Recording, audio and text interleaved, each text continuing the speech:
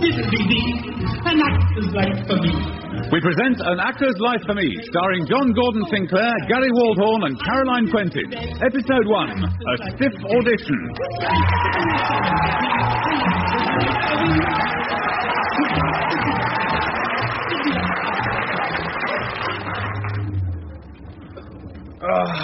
It's great to be back in the theatre. Is it? Oh, yes. There's nowhere like it for an actor. The excitement of an audience is fantastic. It must be. Be honest, Sue. What did you think? Was I okay? I've already told you, Robert, you were great. You really think so? Yes, brilliant.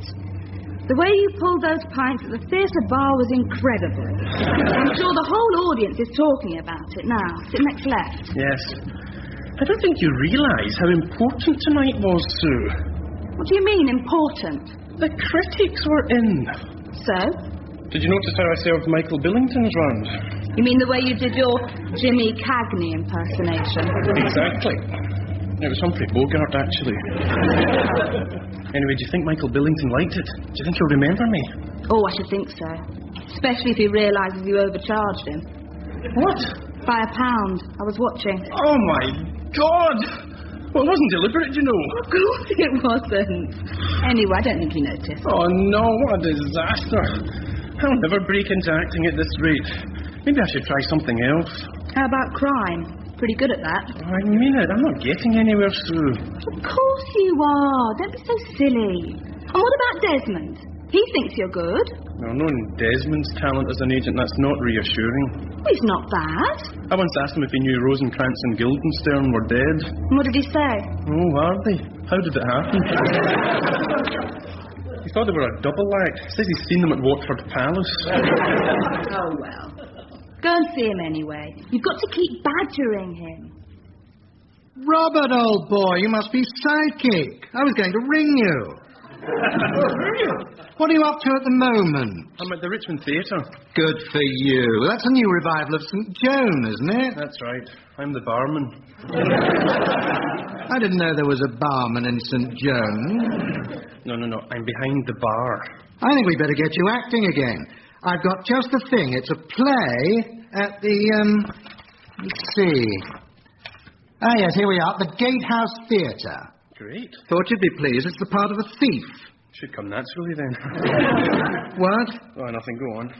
Yes, he's on stage throughout, and it's the title role. Fantastic. What's it called? The Battered Corpse.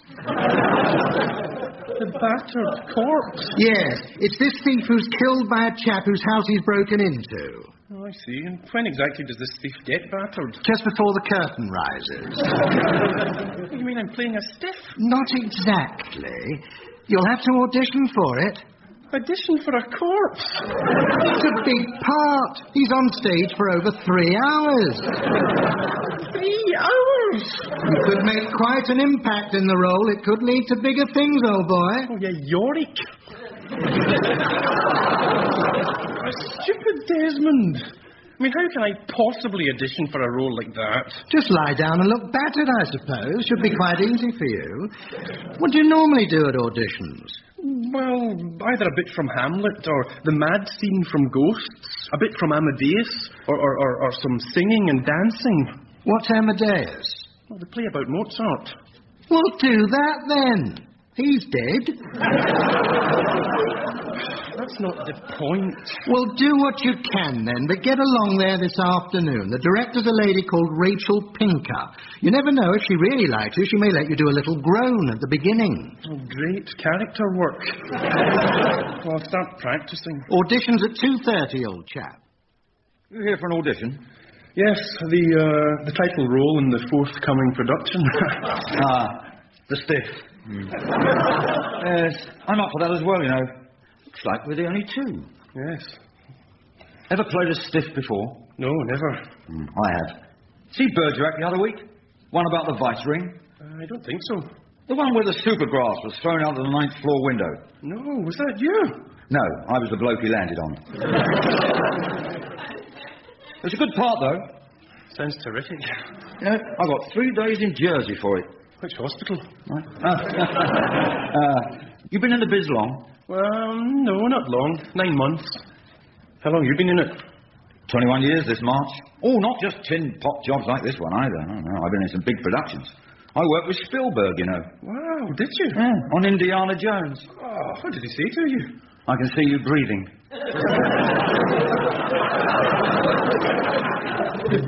So you've played lots of corpses then? Oh, yeah. Last 2 years, I've been shot 6 times, strangled 4 times, once with a garrote, bludgeoned 3 times and drowned twice. That's what I like about acting. The variety.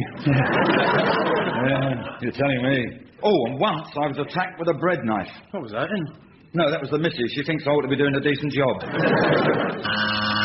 Oh, looks like Miss Pinker's ready to see us. Oh, well, break a leg. Might help you get the part. Now that we've got your details out of the way, Mr. Wilson, let's begin. Don't move, don't speak. Just stand absolutely still and gaze into my eyes. Right. I want to sense, I want to feel your aura. Feel my aura? As a tangible force. When audiences sit through this play, they will feel uncomfortable. Do you know why they will feel uncomfortable? The seats. Because they confront you. Death. That is why your aura is so crucial. Oh, I see. Well, did you want me to slump a bit? Give a glazed expression? No, I like it already. Oh. Your face pronounces itself not of this world. Really? And I respond to an actor who prepares as you have. That makeup gives you a wonderfully strange green pallor. What makeup? Now, in a moment, I shall want you to give me your corpse as a prone entity. Eh? But before you lie down, I want to analyse his character. Have you read the piece? Yes. So, what sort of man is this battered corpse? Oh, he's a dead man. Yes. But what sort of man is he before that? That is the key. He's a worried man. Good. Why? Because he's about to be battered to death. Yes, well, I can see you need help. I want you to immerse yourself in the most unnerving, depressing experience in your life. I already am. Very well, then. Center yourself by working through the last moment of your character's life. Improvise the sense of fear, the longing, the self-pity, just before he whacks you with the spade. I'll fall against that chair. That'll look better. Very well, but be careful. No, it's all right. I'm trained in falling. No, be careful with the chair. Very well, Mr. Wilson. Feel the character and, in your own time, begin. Please don't kill me. Let me live. I beg you. I want to live. I want to be old. I want to be or not to be. That is the question. Well, it is nobler in the mind to suffer the slings and arrows of outrageous fortune. No, please take pity on me. I'm too young to die. I've so much to give. I can give the world so much, for I am a genius. I am a prodigy. I am Mozart. I am mad. This fear of death has sent me mad. Ghost, I see ghosts, Mother. The sun, Please die, Mr. Wilson. The sun, give me the sun, Mother. The sun. Mr. Wilson. The sun, give me the moonlight. Give me the girls and leave the rest to me. Ba-da-da-boom. Give me the moonlight. Give me the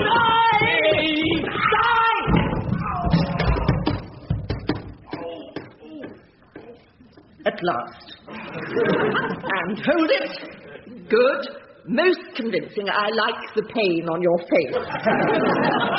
I don't think I hit the chair quite right. And you think you could maintain that posture for 3 hours? I expect so. Might not be able to move out of it afterwards. I could hold it that long. Splendid. Thank you, Mr. Wilson. I'll be in contact with your agent later today, after I've seen the other actor. Oh. Still hurts? Yes.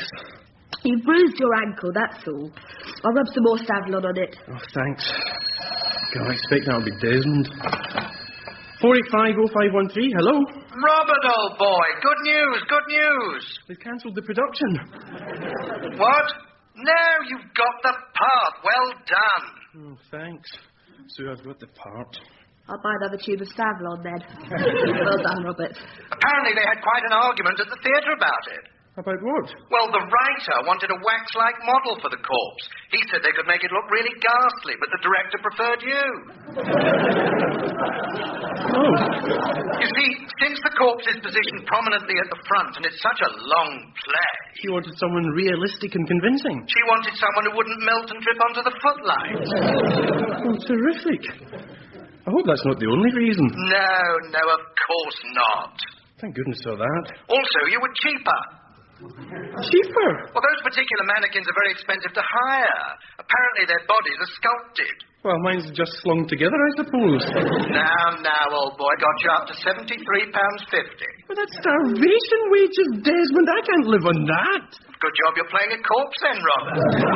You start rehearsals next Thursday, 9:30 to 5. Oh, God. I'm sure you'll be very good, old boy. And just think, it's a victory for your profession. Why? Because an actor's got the part instead of a dummy. Well, I'm not too sure about that. Good night, old boy. Good night, Desmond. Bad news, eh? Oh, £73.50. I think I'd rather be on the dole. Oh, that's a nasty cold you've got, Sue. I know. Hope it doesn't get serious. I think I'm getting over the worst. I mean, I hope I don't get it. I don't want to be ill when I'm supposed to be dead. Thank you for the sympathy.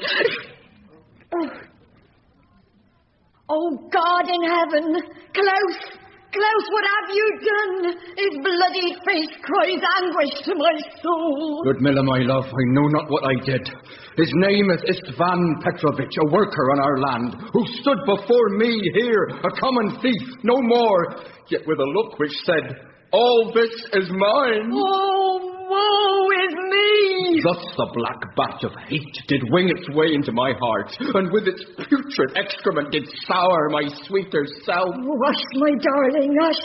Let us not be heard. I raised my spade aloft and struck him yet again until his face was but a battered ball of blood, and blubber was his brain. Then is he badly hurt, my love? He's dead. The man who lies upon our floor, my sweet, is dead. Dead. Sorry. Utterly dead. It cannot be. In case there is no hope of life. See, he breathes not, he moves not, he sighs not, he groans not. He just keeps on bloody sneezing.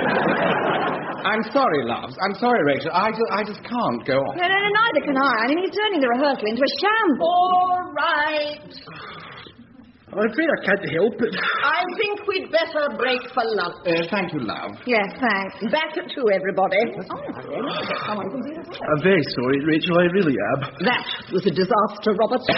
God. I know. A disaster. Look, here's £10. Are you paying me off? What? Of course not, no. Go and buy some medicines, tonics, cold capsules, anything. Right. And a bottle of whiskey. Oh, thanks very much. The whiskey is for me. Might help me to cope with a sneezing corpse. Very well, Robert. How do you feel now? Well, I've taken some capsules. It said take 2 every 4 hours for fast relief. Good. So I've taken 10. That should make it pretty instant. Are you all right? Well, I think so. I'll stop sneezing anyway. Oh, thank God for that. Can't feel any tickling in my nose. Well, that's good. I can't feel my nose, actually. Look, love, I think we'd better begin. Robert, perhaps you'd like to lie down. Oh, yeah, I'd love to. What about the rehearsal? For the rehearsal. Huh? You're dead, remember? Oh, yes. God, I wondered why I couldn't feel anything. What? Rachel, I don't think he's well. No, I'm fine. I've got it now. I'm the buttered corpse. The battered corpse. I'll just get into position. I think we'd better start. Okay, Clive, Lynn. Yes. Passion, commitment, intensity. Okay, darling. Oh, God in heaven! Oh, close. close, what have you done? Oh, his bloody face cries anguish to my soul. Good Miller, my love, I know not what I did. His name is Istvan Petrovich, a worker on our land, who stood before me here, a common thief, no more, yet with a look which said, all this is mine. Oh, woe is me! Oh, woe is all of us. He's snoring now, Rachel, love. Ignore him! I can't. Fix in your mind that he is dead. You have killed him. I bloody well will if this goes on. Carry on, please. It's all right. Where were we? Lines. Putrid excrement. Putrid excrement, right. And well, as putrid excrement did stir my sweeter self. Hush, my darling, hush. What? Hush, my darling, hush. Let us not be heard. Oh, the rehearsal was a total disaster, Stu. It sounds terrible. Shall I do your back for you? Please. We were supposed to rehearse the whole play. We got as far as page 4. Oh, dear. And that was only because we skipped a bit. Can you move back a bit? You're squashing me. Well, no, not really. I'm on the plug as it is. The trouble was, you see, they managed to stop me snoring, but then I couldn't stop sneezing. I sent my whole body into spasm, you know. Oh, how embarrassing. I just felt I wanted the ground to open up and swallow me. So what happened? It did. All my spasms made the trap door give way. Oh, are you all right? Well, I think so. Clive said the trap door should be fixed more securely in future. Of course it should. Yeah, with me under it.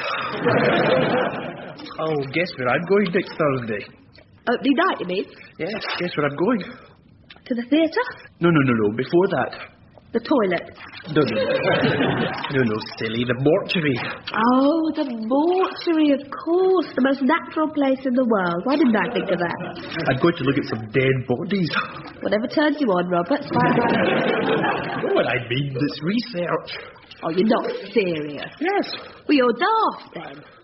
You won't find out anything. You'll just faint. Of course I won't. You'll faint, and the attendant will take one look at you and bung you in a plastic bag.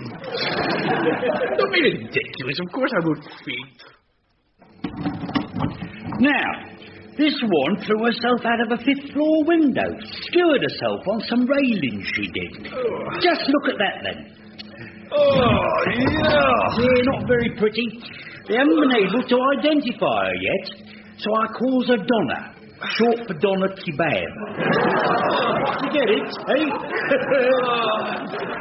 Oh, very amusing. Now, this one, he's very juicy. Fell into a threshing machine.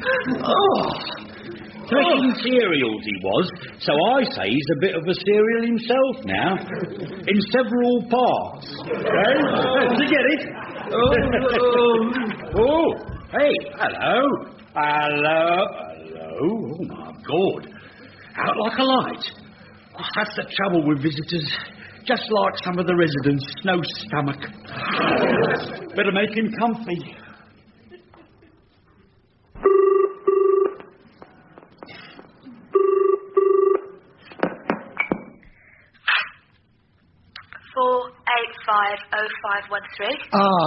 Hello, dear. It's Desmond.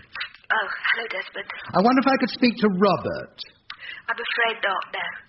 Oh, dear. Do you know where he is? He's at the mortuary, Desmond. Mortuary? Yes. I thought you knew. It's the Thomases. Look. Sorry, I must go. I've got to get another hanky. Bye. Good God. Oh, my good God. Sylvia! Sylvia, dear! Yes, Desmond? Robert's dead. Robert Wilson. Dead? He's in St. Thomas's mortuary. Oh, that's terrible. And tonight was his opening night. The new play. It's a tragedy. I thought it was a thriller. His death. You are sure he's dead, aren't you, Desmond? What do you mean? Well, knowing you, I just think we ought to check. I'll get the number of the mortuary. If you insist. He wasn't a method actor, was he? I don't think so. Why? I just wondered if he got carried away trying to become the role. That's true. I say, you don't think he could still play it, do you?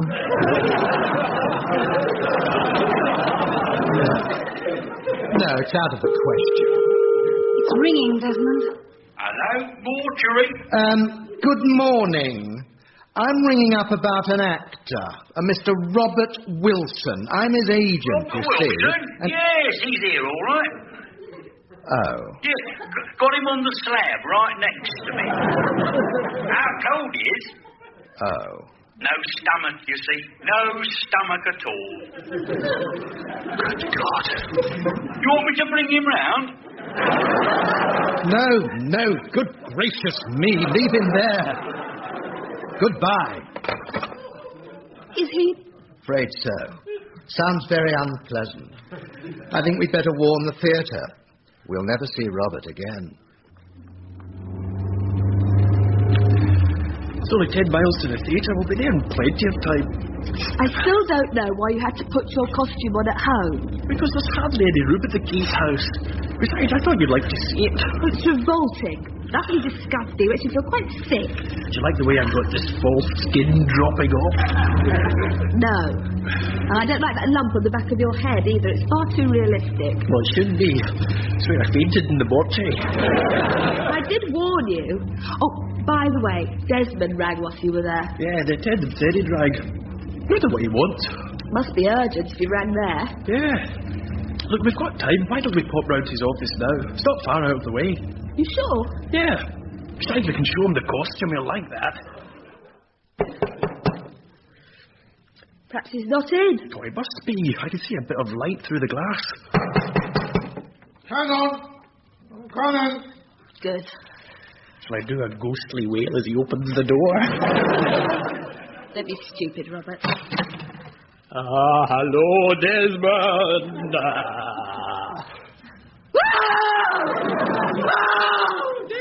Desmond, go away! Robert, grab him! Stop it collapsing! I believe! It's Gallagher! Desmond, it's me, Robert! Oh! Desmond! Oh, is he all right? I don't know. His heart's beating. Oh, thank goodness. Oh, God, I'm sorry, Desmond. We will need to get a doctor and move him somewhere comfortable. Oh, what about the theatre? He wouldn't be comfortable there. No, I need to get to the theatre. Damn the theatre! What about Desmond? But I'll be late. I've got to stay here, Robert. You'll have to get a taxi. I'm dressed like this. Well, a tube then. But I'll look a complete prat. Robert! Yes. You are a complete prat. Now get going. Philip. Yes? Already in the lighting box. Already, Rachel? That's the last bell. You can bring up the lights in 1 minute from now. Okay, Rachel. Best of luck. Rachel, sorry I'm late. Just in time. You... I got held up, you see. Long story, I had to get the tube. Then I get chopped off by some punks. I said I was frightening the passengers. Anyway, I better get on stage. No. Mustn't spoil the show, must I? Come back. Oh, no. Philip, for God's sake, answer, Philip. Don't let the lights go up. No. Just crawl over to the table. There it is. And now 3 paces to the left, 1 pace at 2 paces, and... who the bloody hell are you? What? Who are you? Bill Morris, the new corpse. But I'm the corpse, Robert Wilson. You can't be the corpse. You're dead. Look, you'll have to move. Why should I? I was here first. This is my part. This is my fist. If you don't get up... The lights are going up. Lie still. Maybe they won't notice there's 2 of us.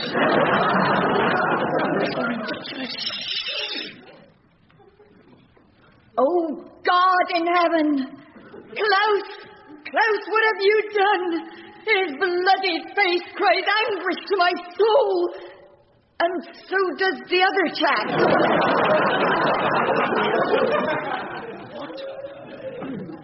Poland Miller, my love. I know not what I did. His name is Istvan Petrovich, a worker on our land. The other one's called Colin. Ovich. They stood before me, a common thief. Or two. And clearly, which I love to know which bastard nurk did cock this drama up. What, my love? I'd have his guts were he not already dead. Oh, hush, my darling, hush. Ooh. Listen to this bit. Must I? The spectacle of the cast rewriting as they went along was funny enough. But the highlight of the evening was when one corpse attempted to crawl surreptitiously off stage, only to be stopped by the other one grabbing his ankle. During the interval, heated words were exchanged audibly backstage, and the second half of the battered corpse then proceeded without any corpse at all. I understand future performances will feature a wax dummy in the title role. Pity. What paper is that? Michael Billington in The Guardian. That's the only review, I think. Oh, thank goodness. I wish I'd seen it all. Once I got Desmond fixed up, I only saw the last 10 minutes. Does he mention any names? Who? Michael Billington. No. Whew. But he mentioned you last night. I was standing behind him at the bar afterwards, and he mentioned you to some friends. Did he? What did he say? Oh, no, don't tell me. I was terrible, undisciplined, a disgrace to the profession. No. He didn't mention your performance. He just said he had a feeling you owed him a quid. How did we be? An actor's life for me. That was An Actor's Life for Me, written by Paul Mayhew-Archer, starring John Gordon Sinclair, Gary Waldhorn, Caroline Quentin, Ron Pember, Jonathan Kidd, Joe Kendall, Joanna Mackey, Melinda Walker, and Michael Graham Cox. The producer was Paul Spencer.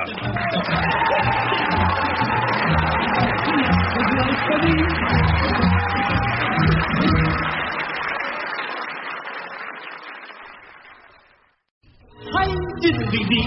An actor's life for me. We present An Actor's Life for Me, starring John Gordon Sinclair, Gary Waldhorn, Caroline Quentin, and Blaine Fairman. Episode 2, I Can Do That.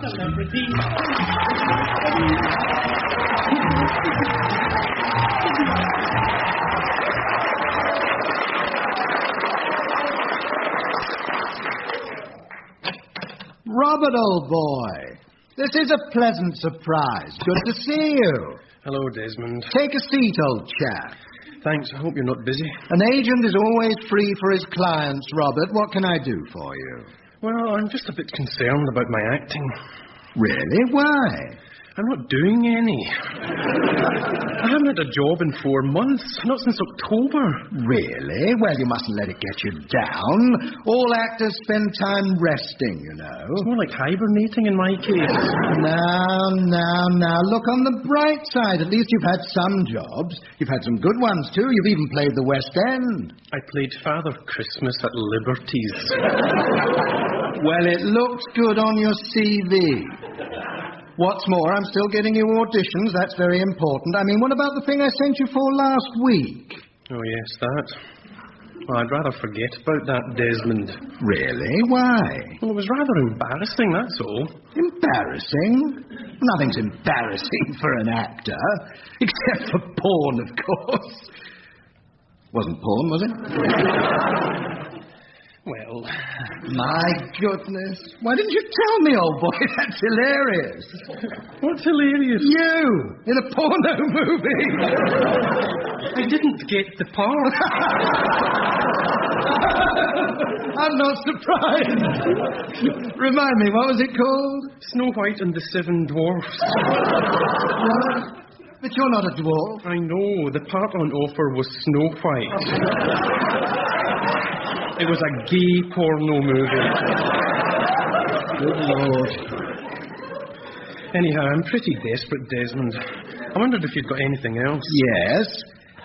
Now, come to think of it, I may have something that's right up your street. Really? Yes. A telly, pretty big too, your big chance. They're looking for a complete unknown, and I reckon nobody can be more unknown than you. Sure. It's a thriller, on film, 50 minutes, great plot. And it's a good part, is it? The part, Robert. The part. Wow. It's all about this spy. Young, rich, good-looking, who discovers that his sister is a Russian agent. What should he do about it? Sounds good, doesn't it? Sounds great. You'll be playing his chauffeur. Well, Desmond, there is one slight problem. What's that? I don't drive.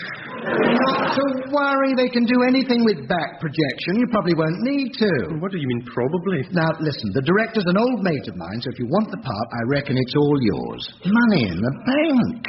Well, I'm very keen indeed, yes, but... I'll fix it up for you to meet the director, Matt, this afternoon. Here's the address. You get along there. Yeah, okay. And whatever you do, don't tell him you can't drive. Anything he asks you, just say you can do it. What, anything? Anything. Act the tough guy. Be macho man, Robert. Macho man? Matchstick man's more my thing. I'm a pune. You do want to work in telly, don't you, Robert? Oh, yes, of course. Well, this is your chance. Now, what do you say? Okay, I'll go and see him. Good boy. I'm telling you, this is a big production. You've heard of Glenda Jackson? Well, of course I have. Well, they tried to get her for the sister. Mr. Barrington will see you now if you just follow me. Thanks. Hi, I'm Matt Barrington. Robert Wilson. Good to meet with you, Bob. Robert. This is my production assistant, Linda Marshall. Nice to meet you. Hello. I call Linda my production assistant because I think secretary is such a demeaning word for a woman of her ability. Don't you agree? Oh, absolutely. Matt's very forward-thinking like that. Yes, I like to think so. Make us a cup of tea, would you, sweetie? I'm fucking... Right. Excuse me a moment, Mr. Wilson. Invaluable she is. Don't know how I'd cope without her. Tea bags, probably. Quite. So, you're Desmond's lad, huh? Old mates, me and Des, worked together in Vancouver. Yes, he said you were friends. Yeah, he's a great guy. Take a seat, Bob. Robert. Tell me a bit about yourself. Well, I trained at the Guildhall and graduated last year. Since then, I've played such roles as Androcles, Norman in The Norman Conquest, Puck in Henry V. Yeah, that's a great lineup. Where was that? Bootle. I've also played in the West End, though. Really? Now, what was that? Is it a big part? In a way, yes. I was, it was a one-man show about St. Nicholas, actually. Great stuff. I'm sorry I missed that. Well, it only had a very limited season. But still, that's quite an achievement and pretty demanding, I guess. Well, very demanding, actually. Of course, this part I'm casting is pretty demanding, too. The chauffeur. Right. It's physical. You see, what we're looking for is someone surprising. Someone who can be tough and dynamic, but who looks a real whip. You look just great for the role. I see, yes. Well, I am quite tough, actually. I go jogging. Jog everywhere, in fact. And I weight train regularly. Did an hour this morning. Oh, that's fantastic. A man after my own heart. I tell you, there's nothing like pumping the old iron for toning the muscles. Oh, really? I hate ironing, in fact. I've also got this rowing machine here. Now, what do you think of it? I use it a lot.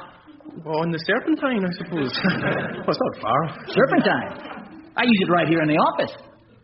Well, you flood the office? Oh, I get it. Very funny. I like your humor, Bob. Deadpan, great for the part. Here, have a go with it. Just sit in it and pull away. Oh, I see. Oh, yes, well, of course, they've got one of these at my club, where I train. Now, I just, You pull? Well, of course. It's tremendous, isn't it? Oh, fantastic. Oh, wonderful. There's nothing like a good old heave, I always say. I think I can feel one coming on. Are you all right? You don't sound so good. No, I'm fine. This is a special breathing technique I've developed. I'm fine. Good. Now, about this part, Bob, it's an action piece, see? And there's one section where you figure pretty big. Not that there's anything you find too tricky. Oh, good. Not with your experience at scuba diving. My what? Well, Dad tells me you're real good at scuba. Does he? Oh, well, yes. I love it. Great fun. Fine. He also said you're just great at abseiling. Oh, I am. I've done loads of that. I'm from a boating family, actually. Abseiling, coming down cliffs on ropes. Oh, good God. Sorry? I said good. Even better. Great. Well, I figure you'll be just fine for the part if you want it, that is. Well, you mean you're offering it to me? Yeah. Say, I was just thinking, chauffeur, I presume you can drive. Of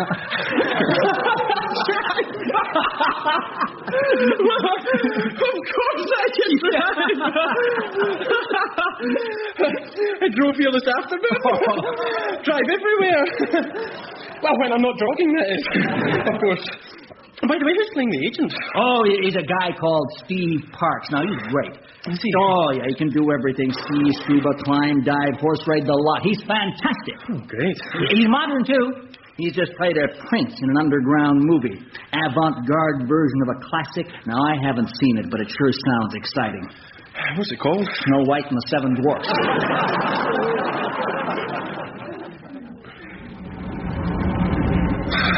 Well, thank you for seeing me, Mr. Barrington. Matt, shooting in 2 weeks. See you then.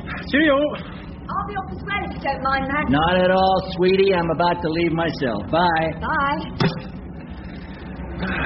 You have far to go? Ealing. I live off Hanger Lane. Oh, really? What a small world. So do I. Are you taking the tube? Well, I do usually, yes. Well, I'll join you then. But you've got the car. What car? Your car. The one you came in. Oh, that car! Stupid of me. So I have. Well, I'll see you then. Well, hang on. Don't suppose you could be really kind to give me a lift, could you? What? Well, since you're going my way, that is. Oh, right. Well, yeah, yes, I'd love to. Fine.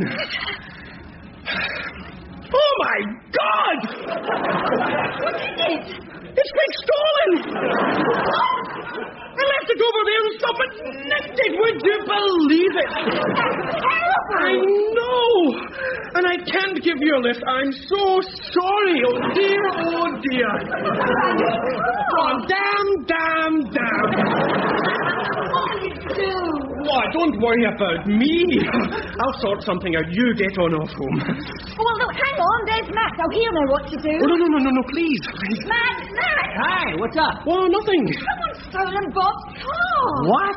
It's nothing. Really, it's nothing. A car isn't nothing, Bob. Well, this one is.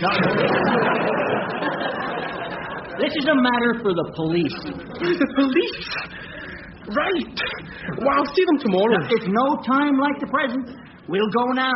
Come on. There was no need for you to come in with me, really. You look terrible, Bob. You need support. You're too kind. Can I help you? Yes. My friend here has had his car stolen. Right, I better get some details. Name, Robert Wilson. address. 45 Cooks Road, Ealing. Thank you. When did it happen, Mr. Wilson? This afternoon, sometime in Latimer Avenue. I see. Could you give me a description? Oh, yes. Well, it's a quiet road. Houses on both sides. That's the car. Describe the car. Oh, sorry. 4 wheels. 4 doors. I was actually thinking of something a little more specific, like the make. Well, it's one of those Italian ones. Zanussi. Zanussi. You drive a washing machine. Sorry? Do you mean a Fiat, Bob? Oh, yeah, that's right, a Fiat. Uno. Oh, yes, just the one. Right, what's the registration number? Well, a DUB 401D. Good. We'll put a call out on it. Great. Thank you. Any idea who might be responsible, Constable? Probably some idiot playing silly beggars, I expect, sir. Yeah, I think you're right. Hello, Desmond. Sue, dear. Lovely to see you. You got Robert's message, then? Yes, is he around? Just swimming a width of the pool. He'll be out in a minute. Good. I'd like to have a word. Wish him luck for tomorrow. Oh, that's nice. Funny place to spend your last evening. I haven't been to a swimming pool in years. Robert's become quite a regular here, preparing for one of his stunts. You know the film involves some scuba diving. Yes. Well, he thought he'd better learn to swim first. Ah. He's worked very hard at it. He went in without his wings yesterday. Right in at the deep end. Good boy. How did he get on? Sank like a stone. Had to fish him out. He just can't seem to keep afloat. Never mind. He doesn't need to for scuba. As long as he can flap around a bit underwater, he'll look fine. Not with his mouth open, he won't. Oh, poor chap. Been here a lot, has he, dear? Yes. Every day except Sunday. Day of rest, eh? No. Day of abseiling. That's in the film too. Hang on. Here he comes. Where? Over there. The stripy trunks. Good grief. First time I've seen him with no clothes on. Thin, isn't he? Well, he's... Looks like an X-ray. Please. Who hear you? An X-ray of a twig. He's depressed enough as it is. He needs his confidence boosting, not deflating. Of course, I understand. Sorry. Don't you worry, dear. I'll cheer him up. Part of the agent's job. Oh, Desmond. Glad you could come. Please too, my boy. I must say you look tremendous. Do I? Absolutely. I mean, just look at those bulges. Oh, yeah, sorry about that. Just these new trunks. I mean, your muscles. What muscles? Your muscles. You look like the Greek god, Athene. I think you mean Adonis, Desmond. I think Athene's more accurate. I mean it, Robert. Thanks. I'll need to be a god to survive tomorrow. Don't you worry. Well, abseiling's dangerous, Desmond. I know, but you'll be all right. Where's the location? Some beauty spot in Kent. Kenton Heights, it's called. Ah, yes, Dead Man's Drop. I know it well. Dead Man's Drop? Yes. No, well, it's just a silly name. Doesn't mean anything, really. I mean, they haven't had an accident there for days. Yes, it was on the news last week. A climber. Oh, my God. You get a magnificent view, though. Oh, terrific. I'll remember to keep my eyes open as I fall. No, really, there's a lovely river at the bottom. Beautiful it is. Be a great spot for bathing if it wasn't for the current. Pity that. Yeah, great pity. That's where I'm doing the scuba diving. Nervous? Yes. Can you hear a rattling noise? No. I can. It's probably your teeth. Are we nearly there? Yes. According to the directions, it's down this sloping track for a mile, turn right, and there are the heights in front of you. Just rising up. We're just dropping away. We can't miss them. I hope we can. Are they doing all your stunts today? I think so. I have to abseil down the cliff, dive into the river looking for the missing briefcase, discover the Russian's body, stagger out of the river, avoid being shot by snipers, get snatched to safety by my boss as he gallops past on horseback. Then after lunch... After lunch? Only joking. I'm glad you still can. I think it's really mean of them to do your stunt sequences on the first day. There's no need to. Oh, I don't know. It's good for the budget. Why? Well, if I kill myself, they can recast without wasting any film. Don't be silly. It's true. Why else do you think they'd pick an unknown like me? I don't know. No, you're supposed to say, because you're brilliant, Robert. Oh, yes. Because you're brilliant, Robert. No, I'm not. Oh, come on. Yes, you are. What? Oh, you see. Oh, never mind. Hang on, it's not far now. We better stop. Why? Well, just stop, okay? What? Sue, just stop. Right. Let's just snap. Right. I'll take over from here. You're what? I'll take over. But your driving scene isn't for a fortnight, and you need to practice. Never mind. I want to look the part coming onto the set. Look, what part? You're not playing a Wally, Robert. Your driving's terrible. You keep stalling. Well, I know that. But don't you see? I can freewheel. It's downhill all the way from here. I know it's downhill. It's a bloody cliff. Sue, please. This is important to me. For the last time, you are not driving. Pig. And I'm not a pig. All right. So, then. Shut up, Robert. I can still hear that rattling noise. Can you? Sounds to me as though the hubcap's come loose. I'll have a look when we get there, Robert. I should look now. You don't want to lose it. We've only got a little way to go. Yes, but if it comes off now, you'll never find it. Oh, all right. I'll check the damn thing. It'll stop you fussing. I'm sure it's for the best, Sue. Which one was it? They both look okay on this side. Seems quite firm. Is it on your side you heard it, Robert? Robert? Robert? Why is this car moving? Robert, stop the car. Get out of the driving seat at once. I told you not to drive it. Bye-bye, Sue. See you on set. Robert! Oh, this isn't too difficult at all. Just turn the corner. Ease towards the other cars. Good. Lots of people here. Better make sure they notice me. Quick honk on the horn. That should do the trick.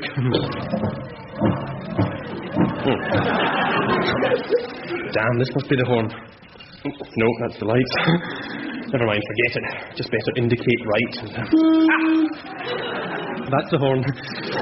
Anyhow, just turn onto the grass and stop. Well done, Robert. Bob, hi, good to see you. Morning, Matt. Got a new car, I see. What? Instead of the Fiat. Oh, yes, the car. I got it yesterday. Yeah, I thought it must be new. I noticed you checking all the equipment as you pulled up. Yes, quite. Anyhow, perhaps I'd better be... Getting ready, yep. Now, if you'd like to park the car over by the trailer, we'll begin makeup. Park the car over by the trailer? Yeah, just up the hill over there. That'll be fine. Ah, yes, I see, right. What is it? What's the matter? Gotta get out! Gotta get out! What is it? It's a spider! A what? A spider! A huge one has gone under the seat! What, a poisonous one? Why, I don't think so. Just horrible. I've got this thing about spiders. Can't stay near a car that's got spiders in it. Yeah, of course. Come on. I'll get someone else to move it. Now, don't you worry about a thing, Bob. Oh, thank you. Sorry about that. No, that's okay. I don't want you having a heart failure before your big scene. No, just during it. Talking of your big scene, we've decided it's too dangerous for you to do the abseiling. We've got a stuntman for it. Oh, what a pity. Yeah, well, I knew you'd be disappointed. Still, we'll need you for the shot at the top. You know, roped up and about to go over the edge, okay? You okay, Bob? You roped up all right? Yes, thank you. In position? Yes. Excuse me not coming closer, but heights really bug me. Especially one as sheer as this. Really? Yeah. Could we do the shot now, please? Okay, yeah. We'll go for a take, and I'll talk you through it, Bob. Turn over. Take 3, take 1. And action. Right. Now imagine you're looking at your boss, Bob. Give him a quick smile. That's it. No. A quick smile, Bob. That's more like a rictus. Okay, now give him the old thumbs up, and for continuity, make the step backwards, and now... Geez, where'd he go? Bob, are you okay? Sorry. I thought you said make 2 steps backwards. How are your hands? Let's have a look at your hands. Where are they? I think I left them on the rope. Oh, you're a funny guy. You know, you weren't supposed to come down there, Bob. But I suppose you just couldn't resist the challenge, eh? Yeah, something like that. Right. You were lucky the camera crew down here were ready, though. They were almost caught by surprise. They weren't the only ones. And such great footage, too. You made it look as though you'd completely lost control. Good. I've been working in that part of my performance. Shall we set up for the scuba shot, Matt? Yeah, we'll move on. I expect you're raring to go, aren't you, Bob? Yes, I'd love to go. Fine. Now, this is the moment where you find the body in the water next. So you go get changed. We'll be ready for you. Thank you. Terrific. And Bob, have the girls put something on those hands. Yeah, skin perhaps. Matt, can I talk to you a moment? Yeah, of course, sweetie. What is it? Well, it's about Bob. I mean, I just wondered, is there something special about his cars? I don't think so. Why? Well, someone's stolen this one now. What? I mean, a woman just walked onto the location and drove off in it. That's terrible. I know. Should I tell him? No. I mean, did you get the number? Yes. Good. We'll just get on to the police and tell them. She won't get far. Right. But don't tell Bob. We don't want him getting upset. Not with his big underwater scene coming up. That was incredible, Bob. Fantastic. Linda, I tell you, this guy's a real find. Oh, good. I think I've got all the water out of him now. That's it. Great. You okay, Bob?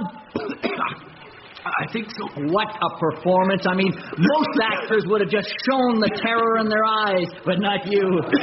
Mouth open, arms waving, lungs filling with water. You know, you actually made it look as though you were drowning. The way you're going, Bob, I reckon you could win an award. A Victoria Cross, probably. A posthumous one. Great. I love your humor. The next shot set up, Matt. Oh, God. Great stuff. Now, this is where you're rescued by Steve, Bob. On horseback. That's it. You're dodging the bullets when Steve rides up, reaches down, and makes to lift you into the saddle. And that's where we'll cut to a rear shot and let the stuntman take over. Oh, well, that sounds quite easy. Well, it is. You've done the tough shots. From here on in, it's all plain sailing. Bob, I'm so sorry. I am so sorry. What can I say? Is it very painful? I think his leg's broken. Oh, I'm not surprised. That horse was going a hell of a lick when it hit him. You better call an ambulance. Good. Where's Steve gone? I have no idea. The horse went charging off down the riverbank, Bob. I am so sorry. He said he could ride. He said he was an expert. Said he'd spent a summer driving around America breaking horses. He was probably driving into them. Well, I think it's awful. And he lied in order to get a part. Don't you think that's immoral, Bob? well, not immoral, exactly. Stupid, certainly. You don't know who his agent is, do you? Well, yeah, the same as yours, Desmond. Surprise, surprise. Anyway, you just try to relax, and an ambulance will be here soon to take you to hospital. Thank you. Oh, what about the car? Could someone drive away for me? I'm afraid someone already has, Bob. It's been stolen. Stolen? Yes, young woman. She just drove off in it. Oh. Don't worry, she won't have got far. I phoned the police. Oh, no. Now, is there anyone we should call for you? Let them know what's happened? You could ring my ex-fiancée, I suppose. Your ex-fiancée? Almost certainly by now. Well, where can we call her? Home, the office? I should try the police station. Robert, look, a complete wreck. Thanks. I didn't think you'd come. Of course I'd come. I'd have been here sooner if you hadn't had me arrested. I didn't. It was a misunderstanding. You're telling me. Picked up for nicking my own car. I'm sorry. Now they're thinking of bringing a charge of wasting police time. Oh, are they? You poor thing. Against you. Why? For claiming it was your car. Oh, God. Oh, I'm sorry. How's the leg? Well, not too bad. A couple of months, they say. Oh. I've lost the part, though. That was very nice about it. Said they'll pay my fee and even compensate me for my loss of earnings. Oh, well, that should be worth a bit. Yeah, a bit, yes. They estimate it from your previous year's earnings. I'll be lucky if I get a fiver. Well, That's just too depressing, Sue. In fact, I don't think I could possibly be more depressed than I am at this moment. Robert, old boy! How are you? Correction, at this moment. I was so sorry to hear about the leg. Thank you, Desmond. By the way, before I forget, when I went round to your house, there was a policewoman there asking for you. Oh, that was quick. Oh, I don't know. She said you reported it a fortnight ago. Reported what? Your missing Fiat. They found it.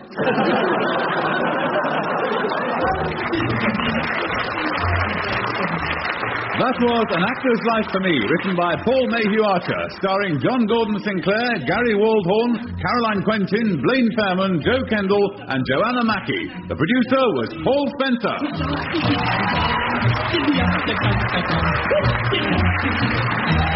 An Actor's Life for Me.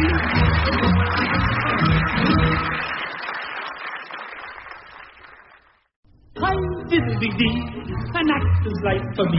We present An Actor's Life for Me, starring John Gordon Sinclair, Gary Waldhorn and Caroline Quentin. Episode 3, Not Suitable for Parents.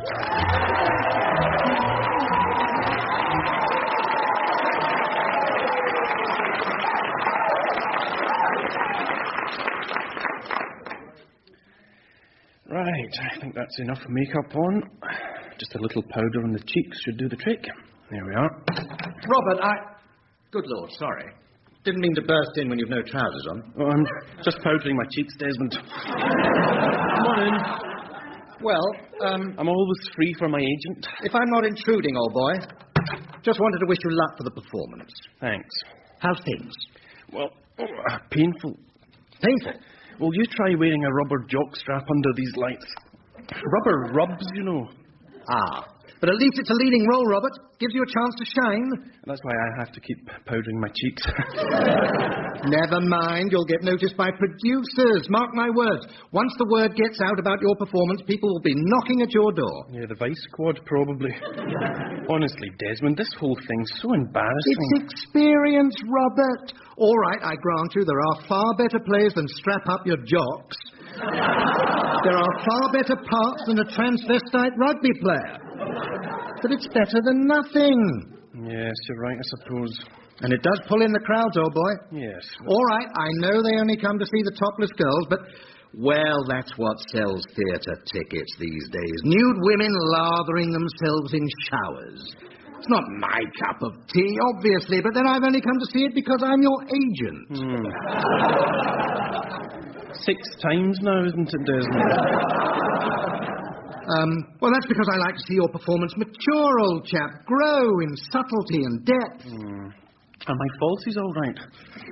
I hope you don't think I come for the girls. No, not at all. I'm just grateful to you for watching my performance mature so often, Desmond. It's my job, old boy. Particularly in a touring production. I know we're in Hounslow this week, home ground, but you've been to Birmingham, Bristol, Nottingham, Cheltenham. Cheltenham, yes. You were in Chelmsford. Always get those two confused. By the way, they seem quite a rowdy audience tonight. Better watch out. Yeah, they always are. You ready, Bobby boy? Oh, nearly, Jimmy. Just the rugby boots to put on. Could you pass them over, Desmond? The gold lammy ones. Ah. By the way, Desmond, Jimmy Duff. Jimmy's the producer. Pleased to meet you. Just wishing Robert luck for the show tonight. Oh, I hope you enjoy it, mate. But then you're bound to enjoy it. You're one of our regular punters, aren't you? Yeah. Well, I recognise the Mac. You've seen the show at least 4 times. 5. Oh. Well, that is, of course, because of my special interest in Robert here. Oh, is it now? Yeah. Oh, it takes all sorts, doesn't it? Desmond's my agent, Jimmy. I was just saying to Robert, he's got quite a handful out front. Has he? The audience seems very lively. Oh, yeah. Oh, you can really wham it to them tonight, Bobby, lad. There's some pensioners out for a good time and the local rugby club's in. Oh, no, not the rugby club. What's the matter? They're all alcoholics, that's what. 2 minutes to curtain up. I bet they're still knocking it back in the bar. No, the bar's closed. Oh, thank goodness for that. Yeah, it ran out 5 minutes ago. They're good lads, so go for big laughs, especially in the scene with the plastic donkey. I'll do my best, Jimmy. Oh, by the way, about the donkey. It's getting a bit battered, so we're having another one made. We built a little bit of business into it. You've what? It's some visual business with a tail. Should be a really big laugh. I'll bring it round on Friday so you can try it out. Oh, okay. Yeah, you'd better be getting on stage. I can't wait. I'll see you afterwards then, Robert. Okay. It's good of you to come and see me. Don't mention it. It's my duty, Robert. An agent often has to see things he hates. Dreadful, boring, tedious things. I know. So to relax, you come and see Strap Up Your Jocks. Robert, now that's really most unfair. It really is. Reported. Our reporter, Andy Roberts, was at the end. Come in, Desmond. Let me take your coat. Thanks, old boy. I won't stay long. Just a quick snifter. Fine. Thanks again for the list, by the way. Not at all. You should learn to drive. I know. Now, you're sure Susan won't mind? No, she'd like to see you. Is that you, Robert? Yes, it's me. I've got, Oh, okay, I suppose. 30 cents there again. Dirty Des. I said, 30 cents. Oh. Hello, Desmond. Well, good evening, Susan. Oh, dear. I'm sorry, Desmond. It's just our little joke. Most amusing. Well, you have seen it several times, and so... I see it for Robert, actually. No other reason. Yes, of course. Sorry. Well, come and sit down, Desmond. What would you like to drink? Oh, I don't know. Whiskey, gin, vodka, whatever you've got, really. Right. How do you like your coffee? Oh. Come on, Sue. There must have something else. I didn't know you were inviting him back, did I? Right, well, do make yourself at home, Desmond. I feel perfectly at home. Good. Insulted, ignored, talked about behind my back, just like home. Sorry. I'll turn the radio off. Don't mind me, please. No, it's okay. I only wanted the local news. See whether they've caught the hoverer yet. Have they? No, of course not. The hoverer? The Hounslow hoverer. Some nutter who hovers outside people's bedroom windows watching them undress. Dear. He was outside ours a few weeks ago. How awful. It is when you're 3 floors up. He was in a tree. I suppose he got one glimpse of a bra and pants and climbed up to have a better look. How very embarrassing for you, Susan. It was Robert, actually. I was trying out my costume for Strap Up Your Jocks. I think he was more shocked than I was. Nearly fell out of the tree. He's obviously out of his tree anyway. It's probably going to see things like Strap Up Your Jocks. It's made him that way. Well, I shouldn't think so. Well, you never know. It wouldn't surprise me if pornography had an effect on people. You can't describe Strap Up Your Jocks as pornography, dear. No, you're right. It's filth. Pure filth. It's not filth, dear. It's smut. Smut? What about the donkey? It's a plastic donkey. It's perfectly innocent. It's even wearing clothes. Yes. Suspenders. And the girls in it are just sex objects. Now, I don't think that's fair. Well, they are to Robert. Me? What do you mean? Well, that's how you see them, Robert. As sex objects. I do not. You do. You're always going on about that one with the gigantic breasts. It's rubbish. You are. Carol Marsh, that one. I've never even noticed her breasts. You bump into them every night. I have to bump into them. It's in the script. Penciled in by you. It was the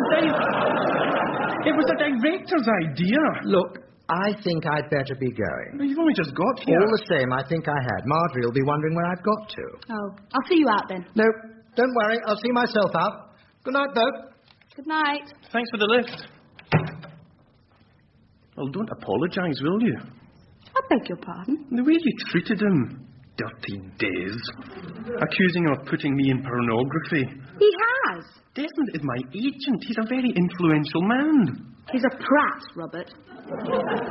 All right, he's a very influential prat. Don't upset him. This production is embarrassing enough without you sticking your oar in. Oh, is it? It's going to get even more embarrassing soon. What do you mean? My mother telephoned earlier this evening. I think you'll need to sit down.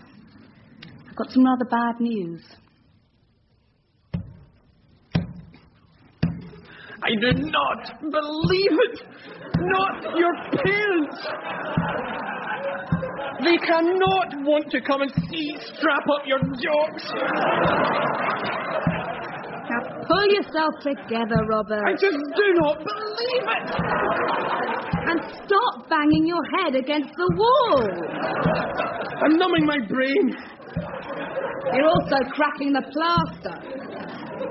They're coming up to London. When I mentioned you were in something, they decided to come and see it. If your parents see me with that plastic donkey, they'll never speak to me again. I doubt if they'll ever speak to me again. They mustn't see it. Tell them the production's been cancelled. Well, then they'll expect you to stay in on Friday evening. All right, I will. I'll tell Jimmy I've twisted my ankle and can't appear. I'll go and see him with my leg in plaster, hobbling in a crutch. I wouldn't do that. You'll say it's kinky and work it into the play. Well, I'll tell him I'm ill then. I've got brain damage. Don't be silly, Robert. I think I have, actually. I've mashed that wall pretty hard. Just face it, Robert. There's nothing you can do. Well, there must be something. Well, Herbert. What? Well, they don't know anything about Strap Up Your Jocks, do they? They don't even know what it's called. Well, no, but... They just know I'm playing a lead in Hounslow. Well, all we've got to do is find them something else to go and see. But you won't be in it. We'll sit them in the back row. They wouldn't be able to tell. Oh, that's ridiculous. The lead might be nothing like you. Put that down to my incredible skill with voices. What if he's handsome? Sue, just get the paper and let's see what's on. There must be something that your parents would approve of. I doubt it. I doubt whether Hounslows doing any old Doris Day musicals. Well, what's on at the Leisure Centre? Bingo. Terrific. What about the Centre for Cross-Cultural Arts and Minority Interests? They must be doing something there. Multilingual bingo. Oh, hang on. Here's something. A witty and sophisticated comedy by a prize-winning author. Great, that's perfect. What's it called? Strap Up Your Jock. You're kidding. Hey, look. Oh, I didn't know he was a prize-winning author. I suppose he is, really. Why? What prize has he won? The Reader's Digest Letter of the Month Award. Here's the play I'm looking for. Your parents will love this. St. Luke's Teacher Training College presents The Importance of Being Earnest. That's the one for me. You'll never get away with it. Of course I will. Sit them at the back and tell them I'm Jack or Algie. I'm not sure about this. It'll work, Sue. Trust me. Have a cup of tea, Mum? Oh, yes, please, darling. Dad? No, better not. I'm driving. I'm sorry, I don't... Tannin, you can't be too careful. It's a narcotic after all. Of course. I read recently about some test they conducted. They got people to drink 20 cups of tea. They found it seriously impaired their ability to drive. Oh, it wouldn't. They'd have to stop every 5 minutes. Don't be silly, Susan. Anyway, young man, tell us about this play you're in. What's it called? We're looking forward to seeing it. I've even given up Dynasty for it, haven't I, dear? Yes. Quite a wrench. Blake's gone to see Alexis armed with a gun, you know. And she Yes, not now, Doreen. The importance of being earnest. What? That's the play Robert said. Oh, how lovely. By that Oscar Wilde chappie? That's right. Homosexual, wasn't he? I believe so, yes.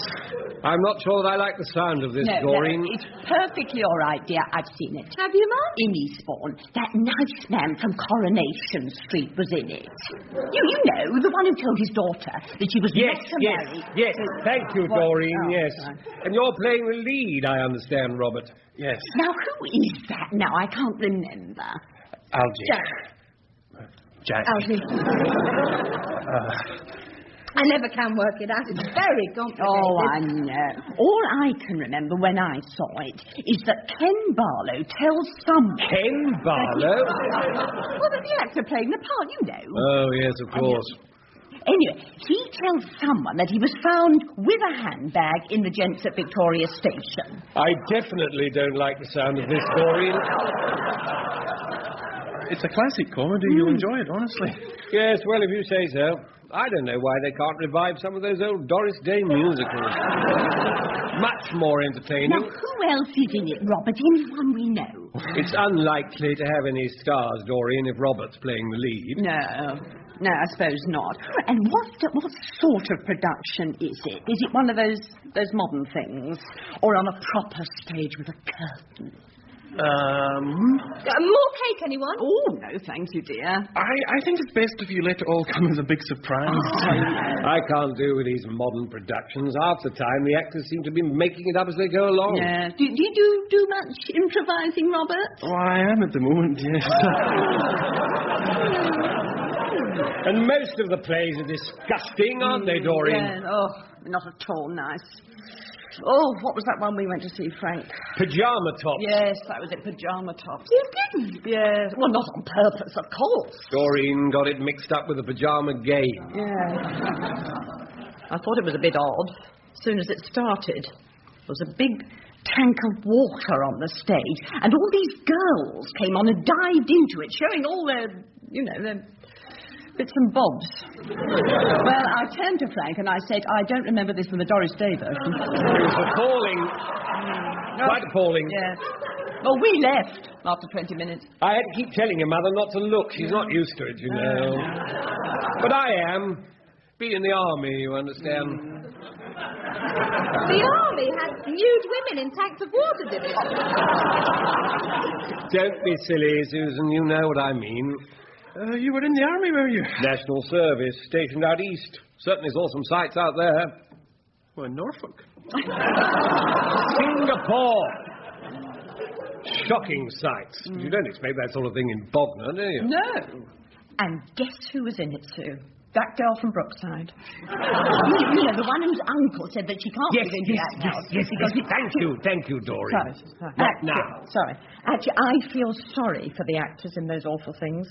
Well, I suppose it's because they're just bad actors. It's the only work they can get. Yes, I imagine you often get tempted to do it, Robert. Well, I wouldn't exactly. Don't ever succumb to the temptation, though, young man. It's a sordid business. Pornography is responsible for all these perverts around. Oh, I'm sure of it. You've got one here. Saw it in the newspaper placards. What was it? The Hounslow... Hooverer. Hobberer. Sorry. It's okay, I'll get it. I wonder who it is. No idea, probably someone collecting. Usually is. Jimmy, Bobby boy, thank God you're in. Meant to ring to remind you, but I got tied up at the theatre. Remind me? The donkey. I brought it with me. We'll need to try it out in the sitting room. Oh, God. Who is it, Robert? No one, sir. But you have to go, Jimmy. We can't go. We've already lugged it up 3 flights. We? Yeah, me and Carol. Oh, hi, Bobby. Jimmy says I've got to rehearse it with you. No. It's a great new bit of business. Filthy but funny. Yeah. So shift along then. The sitting room's through here, isn't it? No, don't put your hand under there, Carol. You'll trigger the mechanics and flood the carpet. Oh, sorry, Jimmy. Look, Jimmy, you don't understand. My fiancé's parents are here. Oh, great. An audience. Here, give us a hand, will you? Please, Jimmy. That's it. Robert, Afternoon, everybody. Good afternoon. hello. Oh, just plonk the donkey down here, Carol. That'll do nicely. Oh, right, yes. Excuse us, but I'm Robert's producer, and we agreed to... Yes, that's right. Jimmy's the producer of The Importance of Being Earnest. What? And Carol... I'll explain later. And Carol here is Lady Bracknell. And you? Oh. They've come to rehearse the handbag scene. No, the donkey. Is the donkey donkey scene, isn't it, Jimmy? Yes, the famous handbag and donkey scene. I don't remember any donkey in The Importance of Being Earnest. No, well, this is the complete version, you see. Oh. While Dad did it, when he revised the play. Handbags, gents' toilets, plastic donkeys. I'm not surprised he was locked up. What's he talking about? I think we better rehearse it in the bedroom, if you'll excuse us. Come on, Jimmy, Carol. What's this importance of being honest, Jimmy? It's Ernest, actually. Oh, sorry, Ernest. It's through here. I'll give you a hand. I'm sure I've seen that girl before, Doreen. She reminds me of one of those girls in pyjama tops. Really? She can't be. Well, not if she's in The Importance. Right, lift up your end, Carol. Oh, don't be bad. Excuse me, before you disappear... What? Your face seems very familiar. Oh, God. I'm trying to think what I might have seen you in. Oh, Playboy. Playboy? Of the Western world. Very touching performance, wasn't it, Jimmy? Yeah. What? Come on, Carol, into the bedroom. Oh, bye. Well, what excitement. Would you like a fresh pot of tea? No, thank you. Yes, please, darling. I'm looking forward to seeing this donkey. I'm not. It was wearing suspenders, Doreen. Call me old-fashioned if you like, but I don't think that donkeys should wear suspenders. No. Why was that, Susan? Well, it's a Victorian joke. You know, the way everyone had to have their ankles covered. Even donkeys. Oh, I see. Very keen on covering things up, weren't they, the Victorians? I know how they feel. I'll just go and put the kettle on. He's not right for her, you know, Doreen. Not right at all. Robert, he's a nice enough boy. He's an actor. What sort of security can he offer her? None at all. Well, she's very fond of him, Frank. Do wish he'd get a proper job, though. Bit of a career. Quite. Like you. 27 years you've been with that building society. Started as the most junior clerk in a small country branch. That's right. And now look at you. Senior clerk at that branch. I know. Hello, Robert. Oh, do excuse me. Good afternoon. I'm Desmond Shaw, Robert's agent. Oh, hello. We're Sue's parents. Ah, yes. Pleased to meet you. And you. Is Robert in? Yes, he's just gone into the bedroom with his donkey. I beg your pardon? Rehearsing. Oh, of course. Jimmy said he'd be round. Shall I go and get him for you? No, it's nothing urgent. I just wanted a ticket for tonight's show and happened to be passing. I see. We may see you there. We're going too. Are you? Well, I wouldn't have thought it was your cup of tea. Oh, yeah, I love it. I've seen it before, you know, several times. Have you? I think it'll be even better tonight, though. It's got the donkey in it. Quite. Yes, apparently he only added the donkey later, you see. Did he? Yeah, oh, it's a classic, isn't it? Don't you think so? Well, I wouldn't exactly call it a classic, no. I shan't enjoy it. No, perhaps not. Written by that wild fellow, was it? Pretty wild, so I'm told, yes. Drinking, that sort of thing. Pretty wild, eh? Oh, so that's what they call him, is it? Pretty wild. I'm sorry? I suppose they call him that in prison, did they? I'm not surprised. Prison? Sorry to keep you. Oh, it's all right. Jimmy and Carol are just going. Yeah, see you tonight, Bobby. I think you've got away with it. Yeah, I think I have, thank goodness. Hello, old boy. Desmond, look who's here, Robert. Isn't that a nice surprise? Oh, my God. Or perhaps it isn't. I've left your parents watching Neighbours. Good. Well, at least your mother's watching Neighbours. Your father's reading a biography of Doris Day. Come and sit down. I'll make you a coffee. Thanks. Have the others gone? Yes, and I managed to nab Desmond before he gave the game away completely. That was a bit of luck. So Mum and Dad still think you're in the importance of being earnest. Yeah, Jimmy told them how much they'd enjoy it, and Carol told them it was a privilege to play Lady Cracknell. Cracknell? Anyway, look, I'd better be going if I'm going to get made up in time. Right. And good luck. And I'll take Mum and Dad to St. Luke's as soon as Neighbours is over. Great. Hello. Can I come in for a moment? Dad, of course you can. If I have to sit through another bloody soap opera, I'll go mad. No. You come in here. She watches this one twice a day, you know. You can keep me company, actually. Robert's just going. Are you already? Yes, well, it's quite a way, and if I go now, I can get the bus in the corner, you see. That's nonsense. I'll give you a lift. What? To the college. Come on, we'll go now. But it's miles out of your way. Oh, no, that doesn't matter. Oh, it's miles out of my way. Honestly, it's much better if I catch the bus. It really is. It's very kind of you to drive me, Mr. Bishop. Hey? Oh, not at all. I didn't realise it would be quite this far, I must say. Neither did I. And you come here every day, do you? Yes. Yes, of course I do. Why? I just wondered why you still needed the A to Z, that's all. Here we are, St. Luke's College. Now, where would you like me to drop you? By the bus stop, please. No, I meant which entrance. I'll take you in. Well, yeah, it doesn't really matter. The side entrance, I suppose. Good. Down here, then. I'll have to come in with you, I'm afraid. What? I need to pop to the gents. I think I had rather too much tea. Well, you only had one cup. One too many, I fear.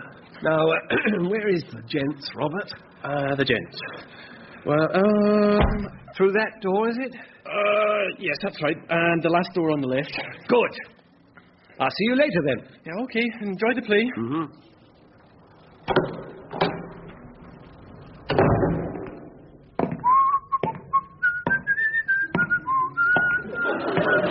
Now, what did he say?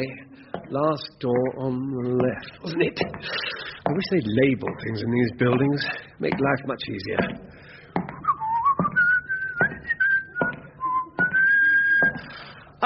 Here we are. Good Lord, I'm so sorry.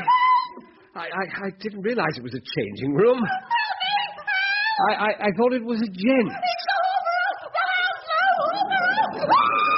I beg your pardon. No. Look, I think there's been some frightful mistake.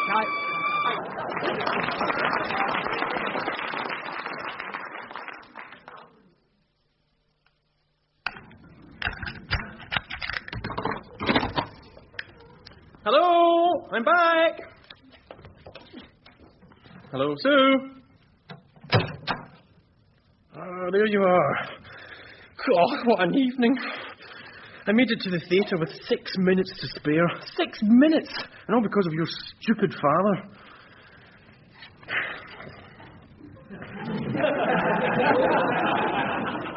You're very quiet. Sue, what's the matter? Where are your parents? They went home, Robert. Great. So it all went off okay then? They went home when my father was released from police custody. Police custody? Why? They thought he was the Hounslow Hoverer. What was he doing? Entering a girl's changing room, undoing his flies.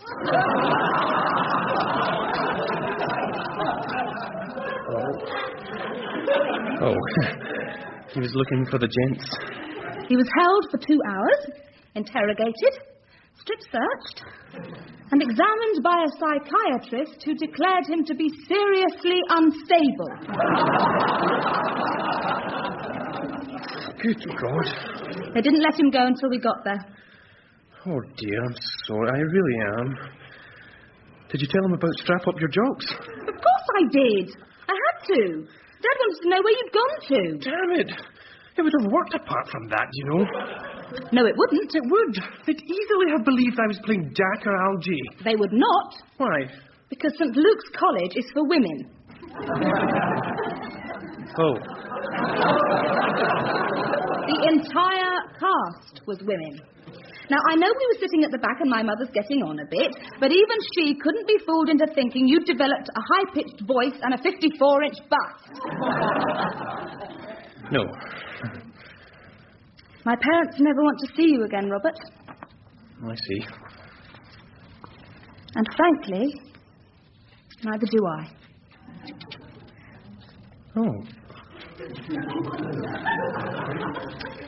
I've packed a suitcase. I think it's best. But where will you go? Not my suitcase, Robert. Yours. I want you to leave. Go and stay with Desmond or one of your friends. Sue. You are a pig, Robert. A selfish, thoughtless, stupid pig, and I'd like you to go away. But, perhaps if I wrote to you... The only letter my parents want to see from you is a suicide note. Now, please, go. Right. Bye. Goodbye, Robert.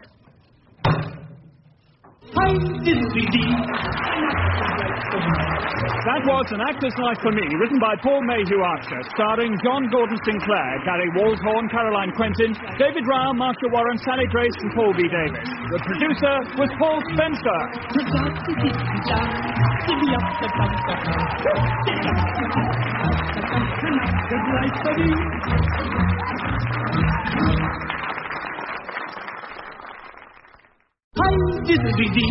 An Actor's Life for Me.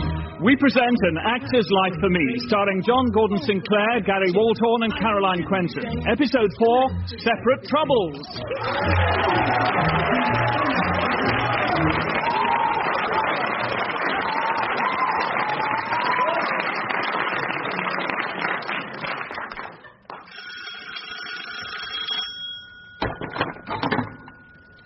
Oh, it's you.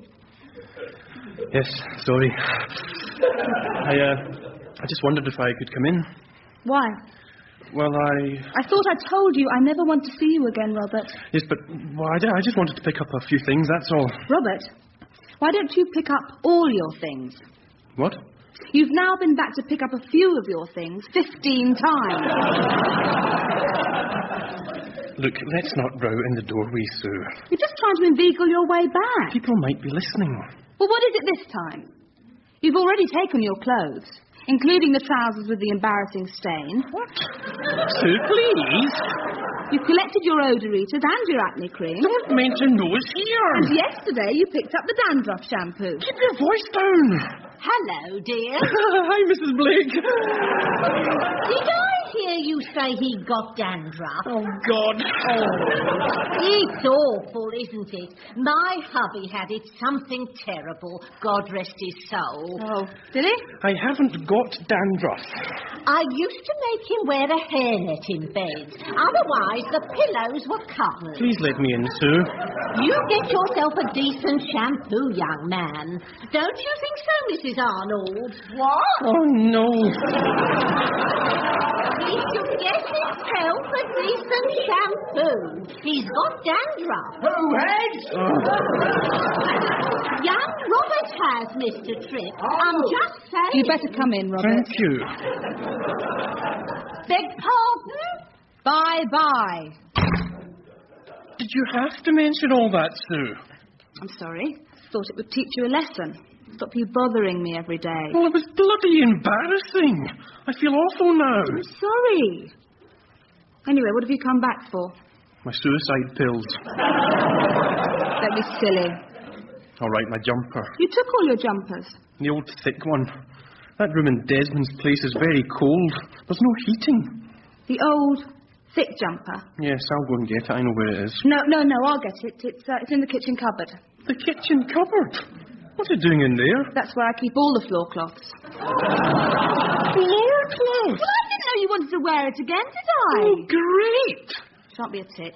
Well, it's good to know you're treasuring these little reminders of my time here. What were you doing with my eternity ring? I hear it's very good for scraping dog muck off shoes. Shut up, Robert! Well, it's obvious you're not missing me. No, I'm not. Oh. Not at all. No? Actually, I'm glad you've gone. Gives me more time to do all my marking, prepare my lessons. Oh, I see. So what are you preparing for tomorrow, then? A discussion on loneliness. Aha. So you do miss me. Not at all. Just happens to be the next project. There you are. One grey jumper. Sue, It's supposed to be red. Yes. Well, I've been using it rather a lot, sorry. Thank you. Goodbye, then. Actually, I had an idea for one of your classes soon. I'm not interested. Goodbye. To do with estate agents. You know, analysing the jargon they use and what it means. Robert, just go. Like if they say a wealth of exposed beams, they mean all the plaster's falling off. Easy to maintain means it's the size of a broom cupboard. Or young man offers attractive lesson idea means he's trying to wheedle his way back into the flat. All right, forget it then. I'm sorry I mentioned it. I just thought you could get a lot of property details off an estate agent and then get the class to write their own. But if you're not I'll interested... think about it, Robert. Now, please, go. Okay. I'm not happy at Desmond's, you know. That room I've got isn't just cold, it's horrible. Is it? Yes.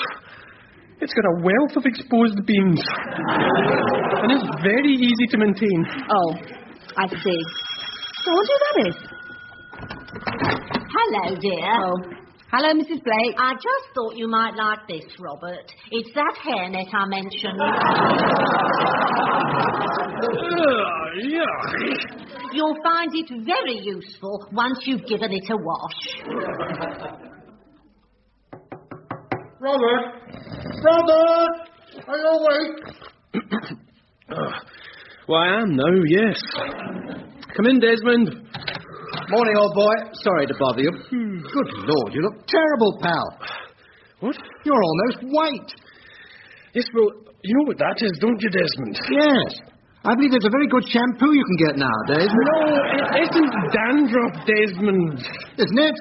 It's plaster falling off your ceiling. Ah. And it smells, too. Oh, dear, you do fuss. I'll have you know this room has been extremely popular with my family. Has it? Been used for generations. My mother died in it. Well, I'm not surprised. I think she's still here, actually. Robert, that is a terrible thing to say. I'm sorry. Besides, the sooner you get one of these parts I send you up for, the sooner you can afford to move out of here. I am trying, Desmond. You're not. When you go for auditions, you don't make nearly enough effort to look right. I do. You don't. There was that audition for Ibsen's Ghosts. You made no effort at all. I wore a suit. You should have put a sheet over your head. Desmond, there are no ghosts in Ghosts. And what about that lager ad? I hired a whole Viking costume for that. Yes, that's true. Pity you never mentioned it was a radio ad. Yeah. Well... Besides, it's difficult preparing for some roles you send me up for. A young, tender pea. A potato crisp. A lurking germ in a toilet bowl. You got that one without preparing. That makes it even worse. I'd quite like to play an ordinary human being, actually. After all, I am perfectly normal. Of course. I'm sorry, old boy. Anyway, just make an effort next time, all right? And I'll try and tidy this room out. You're right, it is a bit of a mess. What's Marjorie doing leaving an old floor cloth and hairnet in here? Actually, they're mine, actually. A hairnet? Yes. And you'd like to play an ordinary human being, would you? You'll be lucky, old boy. Yes, I've got all the details. Park Crescent. I'm putting it on the market now. It'll be in Saturday's paper at the asking price of $79,950. $79,950. Yeah. No, it's a very fair price. After all, it is a double garage. Right. I've got to go. I've got a client. Speak to you soon. Yeah. Can I help you, madam?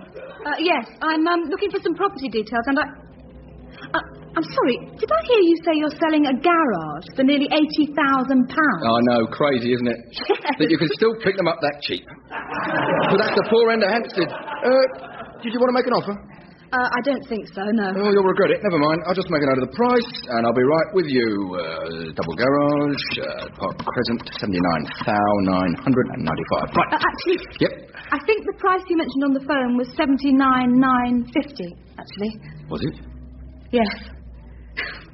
But that was 2 minutes ago, so I suppose it's gone up since then.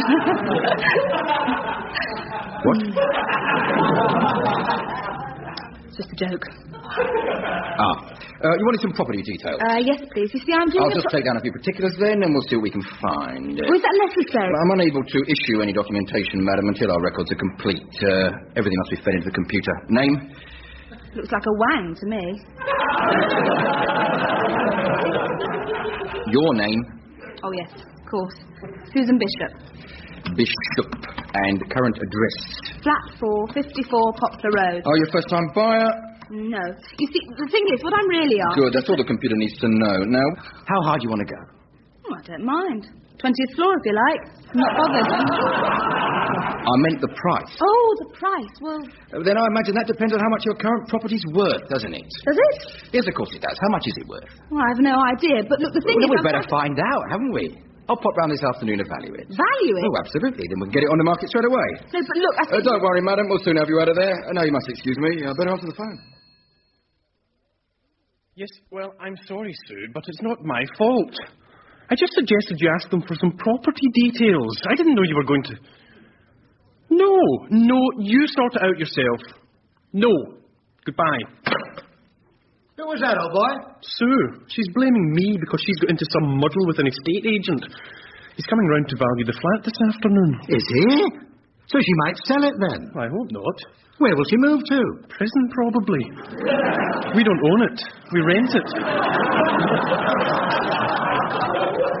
We rent it off an old dear downstairs, Mrs. Blake. Why didn't she tell him it was rented? Well, she got flustered. Apparently he's very pushy. You know what these estate agents are like? They're all pushy creeps. My brother's an estate agent, actually. Oh, is he? Sorry, Desmond, I didn't mean to. And he's certainly a pushy creep. Anyway, good news, old boy. I think I found you a part at last, an advert. National transmission, guaranteed repeats, could be worth 2,000. Terrific. And what's more, it's human. Even better. What is it? It's a punk. An untidy, aggressive, bald punk. I thought you said it was human. Well, you know what I mean. Hang on, did you say bald? Yes, that's what they told me. Bald? Well, how am I supposed to prepare for that? Wear a skull cap, I suppose. Anyway... No, I can't do that. They look ridiculous. No, I have to shave my head, Desmond. Would you? I must say, that seems a bit extreme, old boy. Yes, but you did say I should make an effort. And it is good money if I get the part. And it would cure your dandruff problem. I do not have a dandruff problem. You won't have any trouble selling this, Miss Bishop. And this is the living room, I presume? Yes. Look, Mr. Marshall, there's something I'd like to say before you go any further. I know what it is. You do? You think the living room's too small, but it's also easy to maintain. Easy to maintain? Yes, and while we can't exactly call it spacious... Minute! We can call it deceptively spacious. Now, I'd like to have a look at the bathroom, if I may. Yes, but Is it through here? Oh, yes. Oh, blast! Is that your bell? Yes. Would you excuse me for a moment? Oh, I won't be long. I'll be in the bathroom. It's all right, I'm coming. Hello, dear. Oh, Mrs. Blake. Sorry to bother you, dear. You're not busy, are you? Well, yes, I am, actually. I beg pardon, love? I said, yes, I am, actually. You see, I was just wondering about the rent. What? The rent, dear. It's due today. Oh, don't worry. You pay us next week. What? Oh, no, you don't understand. Yes, I do. I'll see you later, but I've got someone with me now. Oh, have you? Who? It's no one you know. The new man in your life, is it, love? No. Look, listen. He's a plumber. Oh, a drummer. No, a plumber. You know that tank you said you'd pay for? Mm-hmm. The one with the hole? Oh. He's giving us an estimate. Oh, I'm with you now. The waterworks. Oh, I hope he's not too pricey. You know plumbers these days? Money, money, money. Quite. So And talking of money, what about the rent? Right, I think I've seen everything, Miss Bishop. Fine. Well, goodbye, Mrs. Blake. Hello, young man. Hello. My name's Blake. Is it good? Pardon, love? She's a bit hard of hearing. What do you think of my waterworks? I beg your pardon. And a bit senile. Bit rusty, eh? Yes, dear. Yeah, I see what you mean. Now, about the tank, how much... Anyway, Miss Bishop, I've had a pretty good look round, and frankly, price-wise, I think we're talking 85,000 here. That's, 85,000? Did he say 85,000? Possibly more, yes. Oh, my God. Mrs. Blake! Oh, it's only a hole, you know. It's considerably more than a hole. It's a very nice flat. What? Look, I think I'd better be going now. Nothing more I can do here. Yes, I'll be in touch in the morning, Miss Bishop. Get all the details sorted out then. Oh, 85,000. And I think you ought to look after Mrs. Blake. She doesn't look too well to me. Shouldn't take too long now. I've cropped it really short, see? Yes, I do see. Yeah. And now I've just got to shave off the rest. Right. Will it look pretty bad when it's finished? Hideous, mate. Absolutely hideous. And please, try not to be physically ill till you've got out the door. Oh. Well, there's no point in giving you false hopes, is there? I mean, you will look like an albino rat. Thank you. Okay, then, here goes.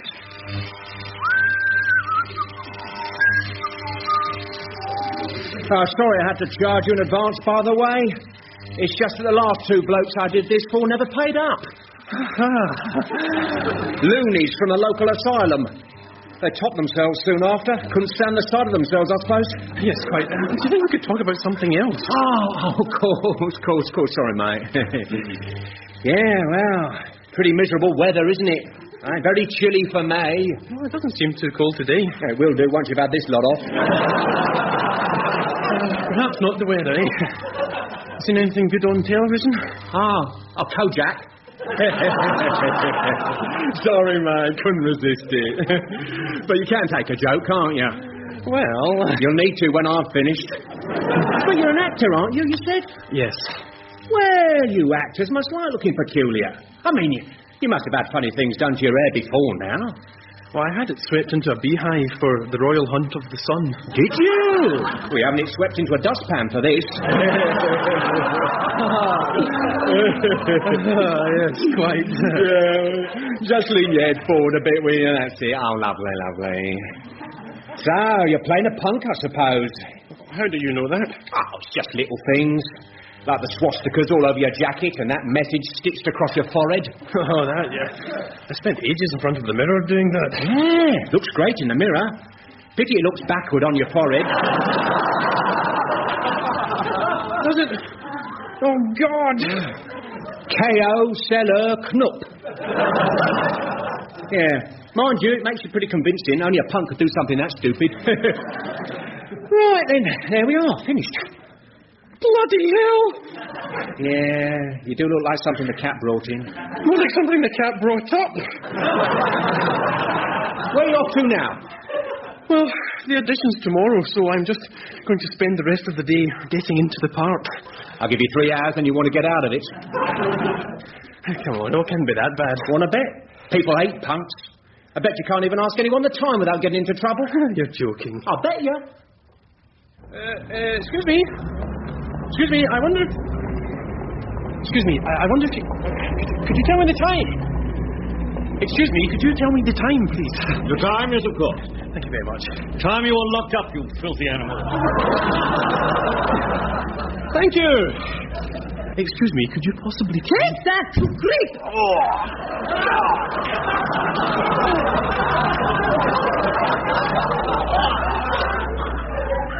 What did you do that for? No punk's going to attack me. A kick in the groin's the only language you people understand. Oh, God, I need to sit down. Oh, dear. Are you all right now? No. dear, oh dear. She did not give you a wallop. Are you telling me? People don't like punch, you know. No, I'm beginning to see that. They think that because you look revolting, you must be revolting. Yes. But you're probably quite sensitive inside. I am where she kicked me. You're probably quite a nice young man, really. Yes, I am. You're probably quite kind, quite generous, really. Yes, I'm very kind and generous. I thought so. Could you lend us a fiver? What? A fiver, just to tide me over, like. Well, I'm sorry I can't. I'm down to my last 20 quid myself, and I need that for my rent. So you won't help an old lady? Well, I can't, I'm afraid. Then an old lady will have to help herself. Help! Help! What are you doing? Help! I'm being robbed! Robbed? What do you mean robbed? He's got my 20 quid! Help! Help! Let me go, will you? Help me, please! Back your bag! Let me go! Okay, dear, I've got it. Bloody pugs, they want stringing up. Let me go! Is this it? In his wallet? Yes, that's it. That's my money! Help! I've been robbed! So you didn't have a very good day, Robert? I think you could say that, Desmond, yes. I must be the first punk ever to be mugged by an old lady. Oh, dear. Well, you're both in a bad way, then. What do you mean? Sue rang while you were out. She's still having trouble with that estate agent. He's lined up some potential buyers now. They're coming round to view it tomorrow afternoon. Why doesn't she stop from coming round? She can't. They're not on the phone. Anyway, I told her to make the flat look as horrible and unpleasant as possible and try to put them off. That's a good idea. So I thought you ought to be there. I can't, Desmond. I've got my audition tomorrow afternoon. Sue will just have to sort this out for herself. Oh, hello. Come in, Mrs. Whittaker. Of course. And this is my husband, Mr. Whittaker. Yeah. Hello. Howdy. I hope it's convenient for us to call now. How do you mean? Well, seeing as how you're in your dressing gown, you know, I thought perhaps... Oh, no. That's just for warmth. It's pretty cold in here since the central heating's packed up. Oh, has it? Oh, dear. Anyway, come into the sitting room. Sorry, this door sticks. You're right, I'll do something. Oh. Yeah, it is very chilly. Quite. Well, I'm not surprised it's cold. You've got all the windows open. Yes. I know. Yes, it's the drains, you see. Can you smell them? No. You would if I closed the windows. Can't go into the bathroom some days. Oh, dear. Mind you, I expect all places have their disadvantages. I suppose you've been to see lots of flats. Oh, yes. Oh, yes, well, I was saying to Beryl, wasn't I, Beryl, before we got here? It was, yeah. We have probably seen more flats than you have had hot dinners. Yeah. Oh, I expect you have. Especially since the cook has been on the blink. But please, don't let me put you off. I mean, it's a very nice flat, really. Very nice indeed. Just a bit damp. Now, this is the... I'm sorry, no, what did you say? It's a very nice flat. Oh, no, after that. Oh, I just said it's a bit damp, that's all. Now, as I was saying... What damp? Oh, nothing, really. Well, take a look at that wall over there by the window. It's a bit damp, isn't it? It's got water running down it. Yes, that's what I mean. It's so... Look, John. What? Sorry. You were just about to put your foot in the mousetrap. Lucky I stopped you. You've got mice? Well, I say mousetrap. They're a bit bigger, really. Rats? Well, would you excuse me for a moment? I better answer the door. But do feel free to wander around. Just put these rubber gloves on before you touch the light switch in the bathroom. Right, come on, we'll look in here then. Oh, Yes, coming! Hello, dear. Now, about my rent, you still haven't paid me, you know. Go away! I beg your pardon. I said go away, Mrs. Blake. Goodbye. Sue, open this door. Leave me alone! I'll have to get on to the authorities about this. Yes, you do that, but just go away. What's going on? Yes, are you all right, love? I'm awfully sorry. It's my neighbour, Mrs. Blake. What does she mean, rent? She's under the impression she owns the whole house. Tries to charge us all rent. Mad as a hatter, of course. Oh. Yes. Oh, dear. Oh, I suppose she's put you off the place now. Well, if you want to leave, I shall quite understand. I'm just sorry you had a wasted trip. Goodbye. Now, hang on a moment, hang on. No silly woman is going to put me off. Put him off. Isn't she? Oh, no, me neither. I mean, I'm rather like... I mean, there is a lot wrong with the place, Oh, there is. but it is fairly superficial. Official, yes. And I've seen that sort of... I mean, I can sort that. I am a plumber, you see. Yes. Well, you would be, wouldn't you? And you know what's impressed me most, don't you? No. Your honesty. You haven't tried to cover anything up, has you, John? No, You not a think thing. so? You know, we'd much rather buy somewhere where we know what we're getting. We would. Yes. Look, I think there's something I should tell you because... What on earth's that? I've no idea. I'm sorry. It's very loud. Robert! Hello. Just returning that jumper I nicked the other day. You what? I used it as a floor cloth, sorry. George? What? It's a punk. No, well, I can see it's a punk. But what's he wearing a hairnet for? You talking about me? I beg your pardon. I said you talking about me, Pat. Pat? My name's not Pat. Short for cow, Pat. Just you look here. Who are these people anyway? They don't live here. They're prospective buyers. Now just calm down. Showing around the flat, are ya? Yes. Bet you never told them about us. No, well... We live in the basement, see? Do you? Yeah. The healing chapter of the Bald Angels of Death. Really? Funny how we never get mentioned when prospective buyers are around. Yes, well, Anyone would think we was bad neighbours or something. Really? Just because we play heavy metal at 3 a.m. and use people's letterboxes as sick bags. Oh, my God. Come on. Beryl, I think we'll be going. Oh, I'm terribly sorry about this. Well, Yeah, Beryl, got an hanky on ya? No, I have not. I'll just have to use your skirt then, won't I? Now, listen, you just get off it, you animal, or I will... George, What I will... Threaten me, pig face. You... What? George! What? do I take it you're not interested in the flat, then? I don't think so, no. Come on, George. I am going to teach him a lesson. Careful, don't call me muscles for nothing, Muscles? mate. I'm a dangerous man. That will learn you. You made my nose bleed. Now, come on, Beryl. Right, George. I'm sorry, dear. You'll have to excuse us.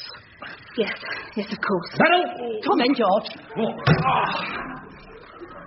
You all right, Robert? I think I need that hanky now. It's okay, I've got one. Hold your head back. You're dripping onto your jumper. Never mind. It's supposed to be red. You didn't have to make him hit you, you know. I know, I just got a bit carried away, that's all. I think a bit of your nose got carried away, too. Come and sit down. Keep still for a bit. Oh, thanks. I'll get another hanky. Thank you. You won't be having any more troubles from that estate agent either. What do you mean? I phoned him up. What did you say? I said that his description of the property was so brilliant that he'd obviously sold it. Sold it? Who to? Us. They made us realise it wasn't a poky little hole we thought it was, but a veritable palace. So we decided to stay. He must have been furious. Well, there was a sort of choking noise at the other end of the line. Anyway, look, I better be going. Going? Why? Well, I'm not dressed like this for your benefit, you know. I've got an addition. Oh, so that's why you're wearing that absurd skull cap. You do look silly, Robert. It's not a skull cap, Sue. I shaved my head. Oh, my God, it didn't! I did, yes. Oh, that's disgusting. Oh, Desmond sent me up for a good part, Sue. Desmond's just sent you up. You must be mad. Shaving your head. I'll get a scarf. Sue, I'm not wrapping a scarf round my head. It's for me. I need to blindfold myself before I can kiss you. Will you get that for me? Hello, 4850513. Robert, old boy, glad I caught you. You haven't been to the audition yet. No, why? Been a bit of a slip-up, I'm afraid. You see, I thought they were looking for a punk who's untidy, aggressive and bald. But apparently they're looking for one who's untidy, aggressive and bold.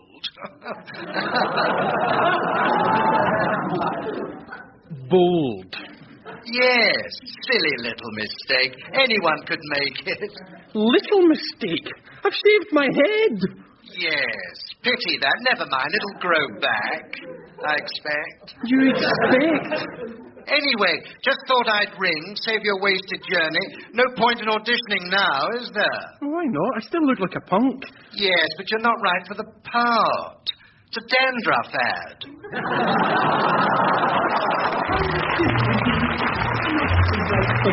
That was An Actor's Life for Me, written by Paul Mayhew-Archer, starring John Gordon Sinclair, Gary Waldhorn, Caroline Quentin, Rosemary Martin, John Badley, Sally Grace, Jonathan Kidd, Jean Campbell-Dallas and Christopher Scott.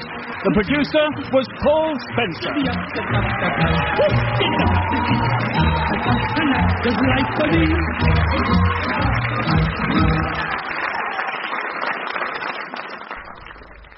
This video was uploaded to the channel Thinking Out Loud. Please like, comment and subscribe to the Thinking Out Loud channel. Thank you. An Actor's Life for Me.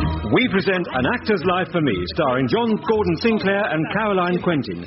Episode 5, Educating Robert.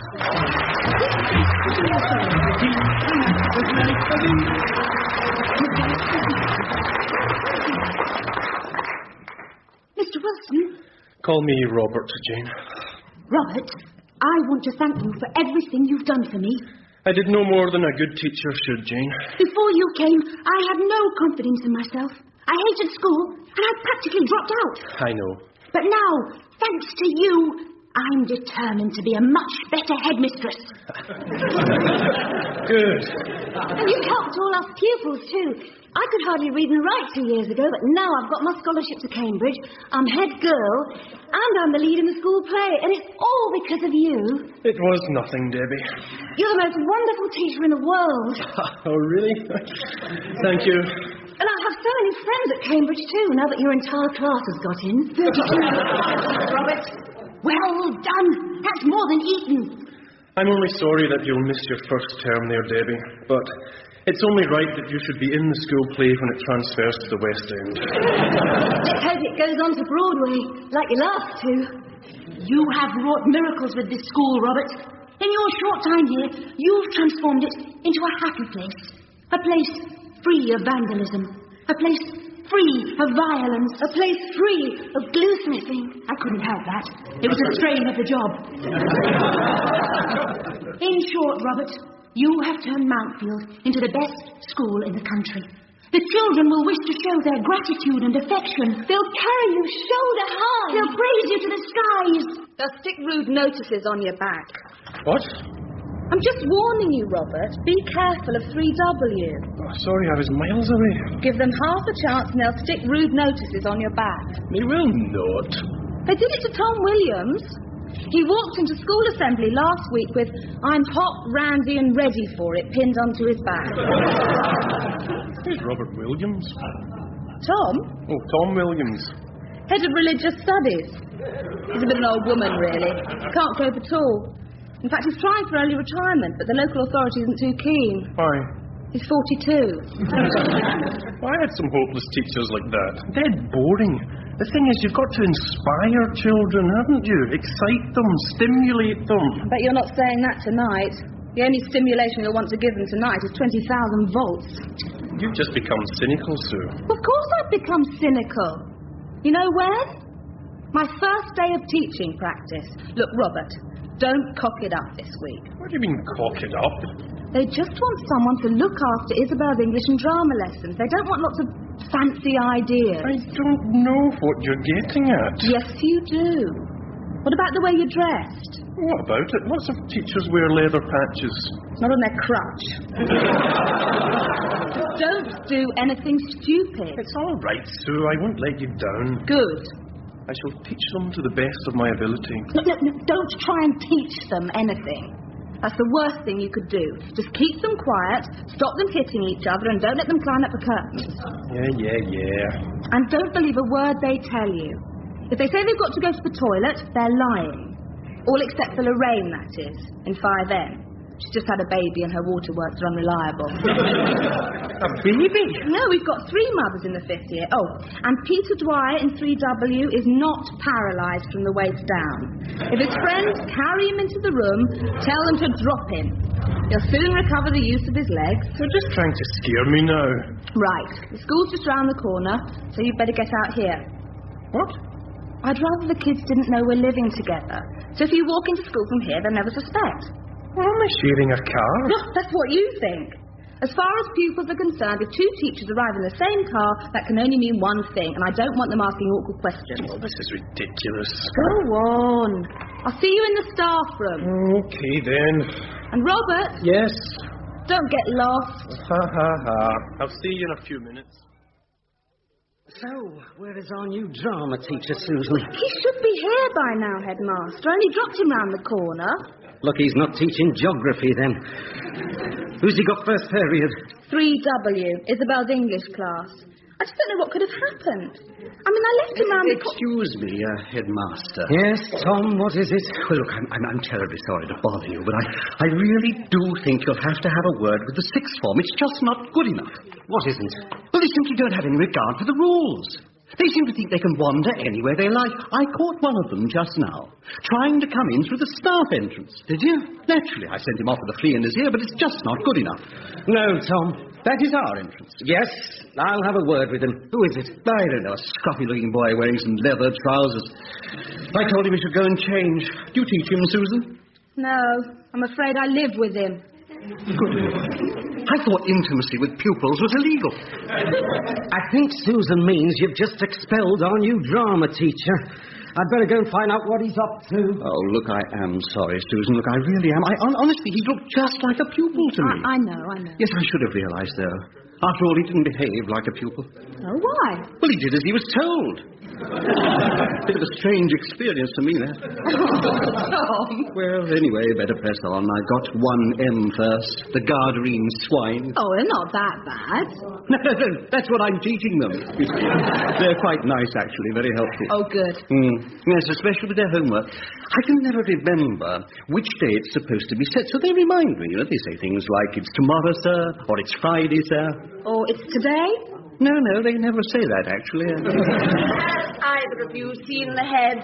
Yes, he's just gone into his office. Right, I'll see him there. He can sort it out. Sort what out? I found a strange-looking youth lurking around in the girls' changing rooms.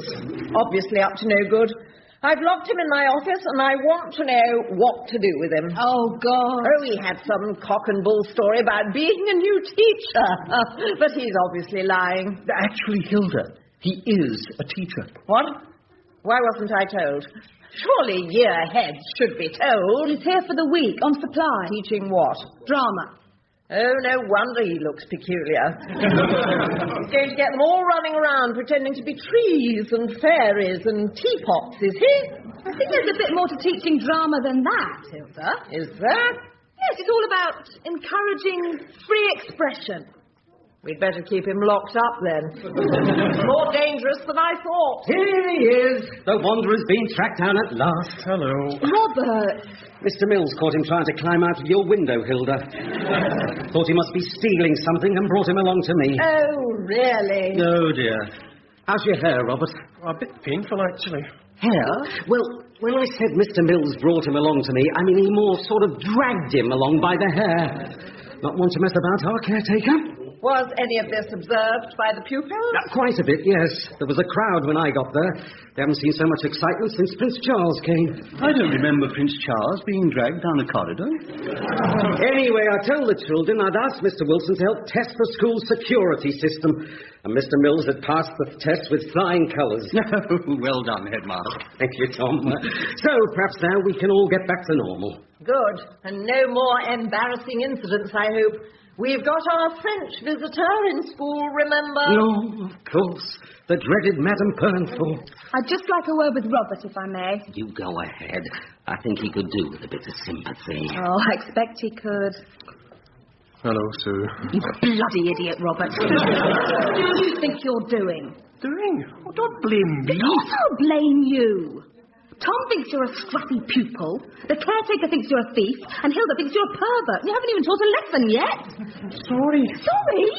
What were you doing in the girls' changing room anyway? I was sent there. Who by? A boy in 5th form. He said it was the other staff entrance. And you believed him? Yes. Oh, Robert, what did I say to you? Don't believe them. Right. You're as bad as Tom. At this rate, you won't survive today, let alone the week. Now, what have you got first? English 3W. Now, that's the one with Peter Dwyer in it, remember? A performing paraplegic. Oh, yes. Well, best of luck. Thanks. You'll need it. Wilson, just before you go. It's Robert, actually. Oh, Robert, yes. Look, I'm frightfully sorry about what happened earlier, by the way. Oh, that's all right. Yes. Look, anyway, before you go to teach 3W, I thought I ought to warn you. About what? Well, you've got a boy called Peter Dwyer in the class. Oh, yes, I know. Yes. Well, look, he is paralysed from the waist down. I thought you ought to know. I always help to carry him to his desk. Be quiet. Quiet, please. Just now. Bloody hell. Sorry about that. It's only a stage gun. Just thought it might grab your attention. My name is Robert Wilson, Mr. Wilson, and I'm taking you for English and drama this week. So I hope we're all going to get along great, have some fun, and maybe learn a few things along the way. Actually, I am hoping to learn as much as you because I'm not, in fact, a professional teacher at all. What are you doing here, then? Well, I'm an actor, and so I You're hope... a famous actor, sir. Of course he's not famous. You wouldn't be here if he was famous. You're an out-of-work actor, aren't you, sir? Yeah. That's why you're here, because you couldn't get a job anywhere else. Does that mean you're not any good at acting, sir? If you're out of work? Well, there are lots of actors in work who aren't very good. Oh, you must be really bad then. No, What have you been in then, sir? Yeah, you've been in Dempsey and Makepeace. No. EastEnders? No. Cagney and Lacey? No. The A-Team? No. So you've never done anything worth singing then? Well, of course I have. I did Hamlet in Bolton. Hamlet in Bolton? What's that? It's equal to Hamlet. No, I mean I did it in Bolton. What about famous actors, sir? Yeah. You ever acted with anyone famous? Well, I did a TV play with Derek Jacobi once. Yeah, but have you ever acted with anyone famous? Look, What about your part, sir? You ever been given any big ones? No, only small parts so far. I feel sorry for your girlfriend, then. Shut up, Gary! We're going to the theatre next week, sir. We're going to see Macbeth. Oh, are you? Good. You ever been in Macbeth? Yes, I played Macduff at college. You know, he's the one who kills Macbeth in the final battle. Oh, sir, you've spoiled the ending now. Sorry. What about actresses, sir? You done any plays where they take all their clothes off? Yeah. Done any porno movies, sir? No. Now, let's... That's because of all your small parts, isn't it, sir? Good morning, 3W. Morning, Miss Lincoln. Right. One of you is in very serious trouble indeed. There are some things which this school punishes with expulsion, and one of those things is the use of a firearm. I distinctly heard a gunshot a few moments ago, and 2B tell me it came from in here. So who was it? Come on. Put your hand up.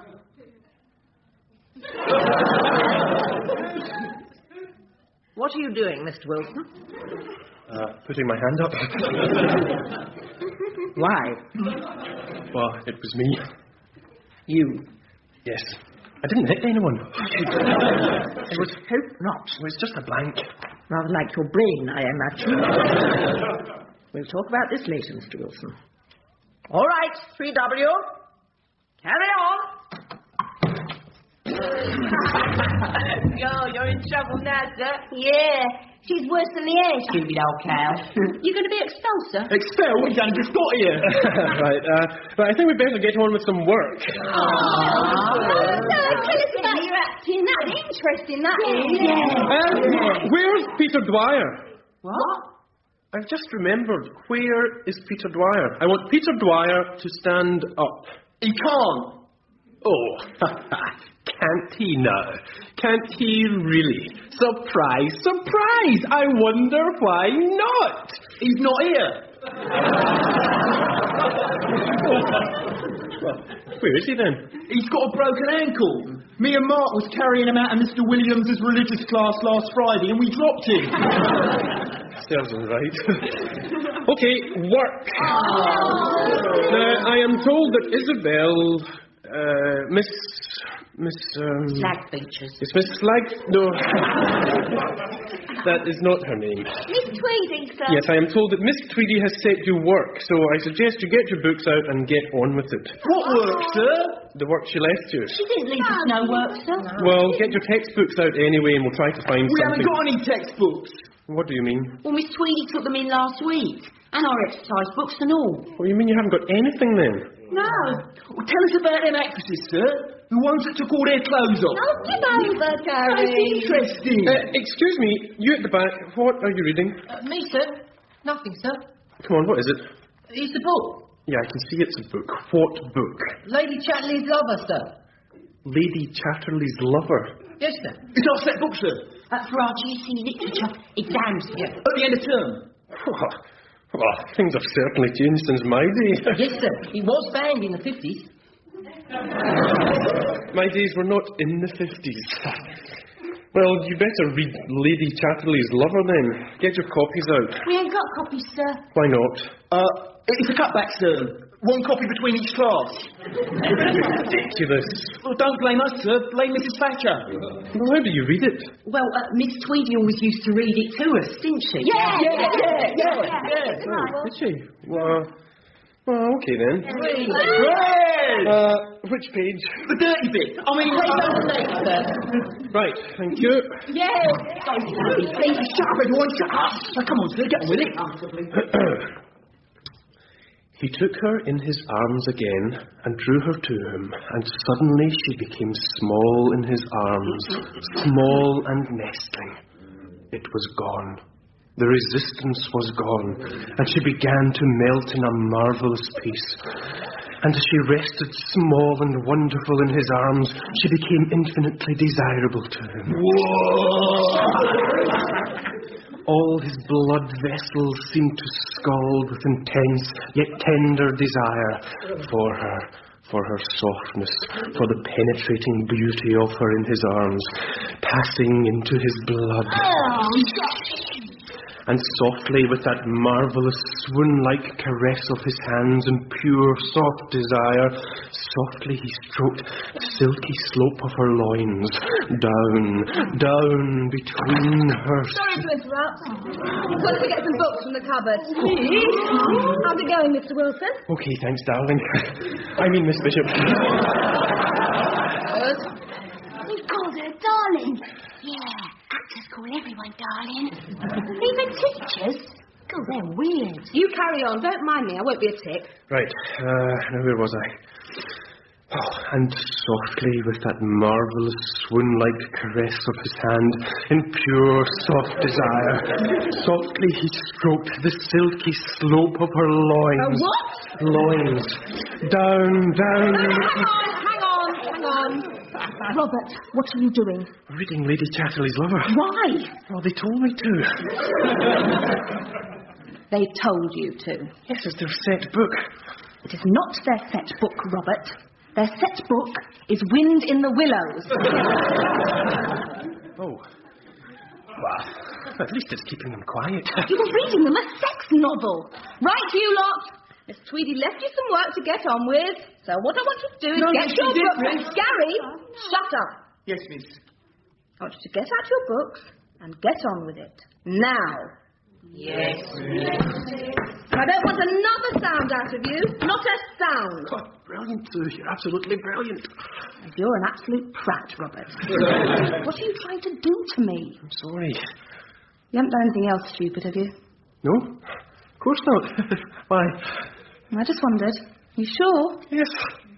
I just hope this Lady Chatterley business doesn't get out. If the head finds out, well, you could get the sack for something like this. He can't get the sack, miss. Why not? He's already been expelled by Miss Lincoln. What? For shooting at us with a gun. Oh, God. Robert? I can explain. Really, I can. Your coffee, Madame Pernfort. Merci.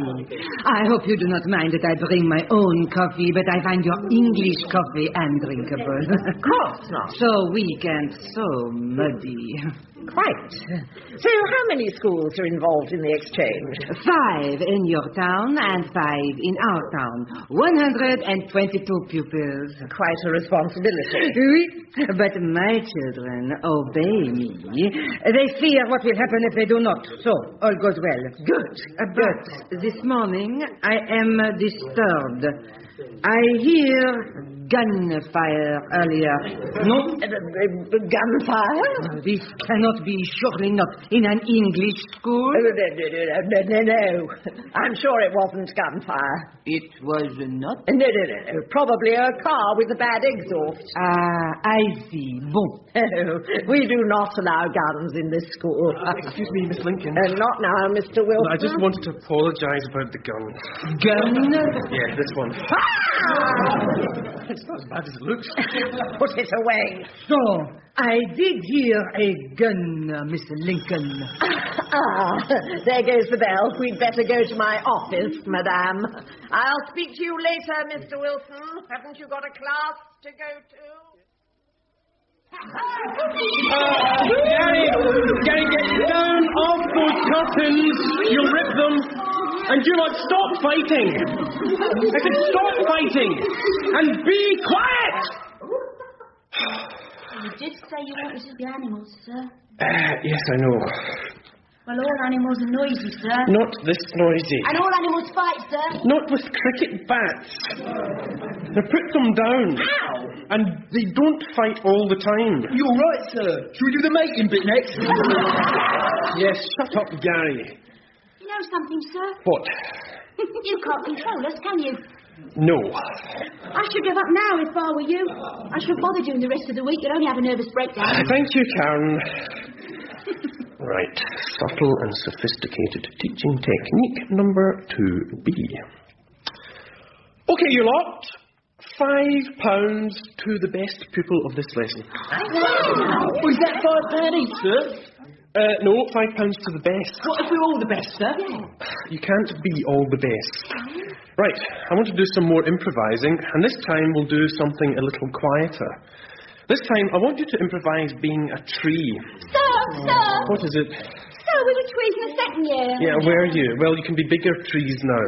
Now, I'm going to play some music, and I want you to decide what kind of tree you are and move in time to the music. Okay? Now, here's the music. Now, let's see those branches swing and sway. Enjoy the air as it rustles through your leaves. Rustle, rustle, rustle. And feel the birds on your branches and the squirrels as they run along your boughs. And nibble at your nuts. Shut up, Gary. What are you doing, Mark? You look as though you're going to the toilet. I'm in a laboratory, sir. Sorry to interrupt again. I wonder if I could have a word. Yes, of course, Miss Bishop. What is it? Just checking up on you, sir. Be You quiet. can't control us. Be quiet. It's about Peter Dwyer. I just thought you'd like to hear the latest. Oh, he's the only thing I haven't fallen for today. How's his ankle? It seems to have made a remarkable recovery. He's just been spotted roller skating in the precinct. What? They told me he'd broken it. Robert, please don't believe them again. I won't, I promise. Good. And Karen, for your information, little Miss Madam, I did not come in to check up on Mr. Wilson. In fact, the lesson seems to be going extremely well. Yes, it is. Very well indeed. So there. Only because he's bribing us. What? With a fiver. I'll tell you later. A fiver? Thank you, Miss Bishop. Don't let me keep you. You better get back to your class. Right, you lot. I'm fed up with these lies and tricks. The next person who tries to kid me is going to get into very serious trouble indeed. Very serious. What are you going to do then, sir? Be quiet. You're going to be quiet, sir. That's not very bright. Shut up.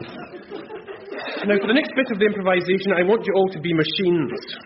Oh. Yes. I'll not go on being a tree, so I enjoyed that. No, you can't go on being a tree. And I want you in groups of 4 for this. We can't, sir. 4 doesn't go into 30. Well, groups of 5 then. Oh, we're not having Thompson in our group, sir. It smells over here. Well, just get on with it and hurry up. Now, come on, and you two, get a move on. Pardon, monsieur? I said, get a move on. Hurry up. She can't understand, sir. What do you mean? She's French, sir. Oh, French, are we? Oui, monsieur. She is. She's part of the exchange. She's here to learn English. Oh, right. That's it. That is it. You've done it now. What? I warned you about this lying, and now you have gone too far. Monsieur? French indeed. But... I told you I'd do something serious. Well, now I'm bloody well going to.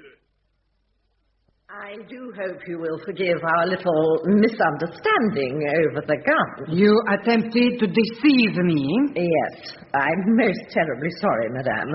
Nevertheless, I am sure you'll agree the exchange is working extremely well. Perhaps, but I have not yet seen my pupils. Yes, but I assure you they're all very happy here. I know they're being treated by the staff with great care and sensitivity.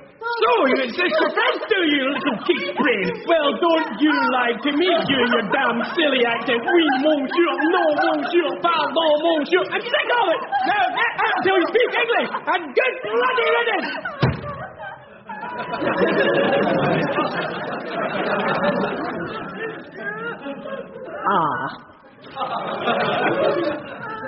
Care and sensitivity, I think you were saying, madame.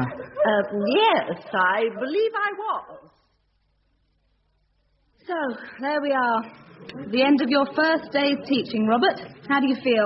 Terrible. To listen to that Madam Blasted Pernford, you think I'd started the 100 Years' War again? You did reduce one of her pupils to hysterics, swearing at the poor girl. I don't know why she should have been so upset. She didn't understand a word I was saying. Anyway, Madame is now threatening to take them all away. Young Frenchmen keep coming up and spitting at me. What about the head? Oh, he hasn't spat at me yet. He seems quite nice about it. I don't think he likes Madame Penfort much. Oh, well, at least the kids haven't found out about us. We'd never hear the last of that. It was a good thing I dropped you outside the school this morning. You've got to be clever like that if you're going to deal with kids. Oh, hello. Can I come and join you? Well, we were just going, actually, Tom. Yes. I just wondered how Robert's day went. Awful. Absolutely dreadful. Oh, good. What? Yeah, sorry, but it's such a relief to know that I'm not the only one. Oh, Tom. Not that it matters now. I just don't care any longer. Because I've just seen the most wonderful thing ever. Quite wonderful. Madame Penfort under a bus? No. I've just seen Peter Dwyer being frog-marched into the headmaster's study. Good. I hope he gets the book thrown at him. But don't you realise what this means, Susan? He's cured. He can walk. It's a miracle. Isn't that marvellous? Yes. Wonderful, Tom, but I'm afraid we really must be going. Of course. I'll see you tomorrow, then. Yes. Goodbye. Oh, and congratulations, by the way. Congratulations? What for? On being engaged. Well done. Who told you that? Oh, some of the girls in the 5th year. What? Well, how did they know? Someone in the 3rd year told them. I think it's all around the school, actually. Oh, I don't believe it. Yes. Apparently someone saw you drop him off this morning, Sue, and as they said to me, one teacher wouldn't drop another outside the school unless she'd got something to hide, would she? No. What were you saying about being clever, Sue? That was An Actor's Life for Me, written by Paul Mayhew-Archer, starring John Gordon Sinclair, Caroline Quentin, John Clive, Jennifer Piercy, Joe Kendall, Richard Tate, Joan Walker, David Lerner, Ian Targett, Melinda Walker, and Richard Pierce. And the producer was Paul Spencer. Life for me.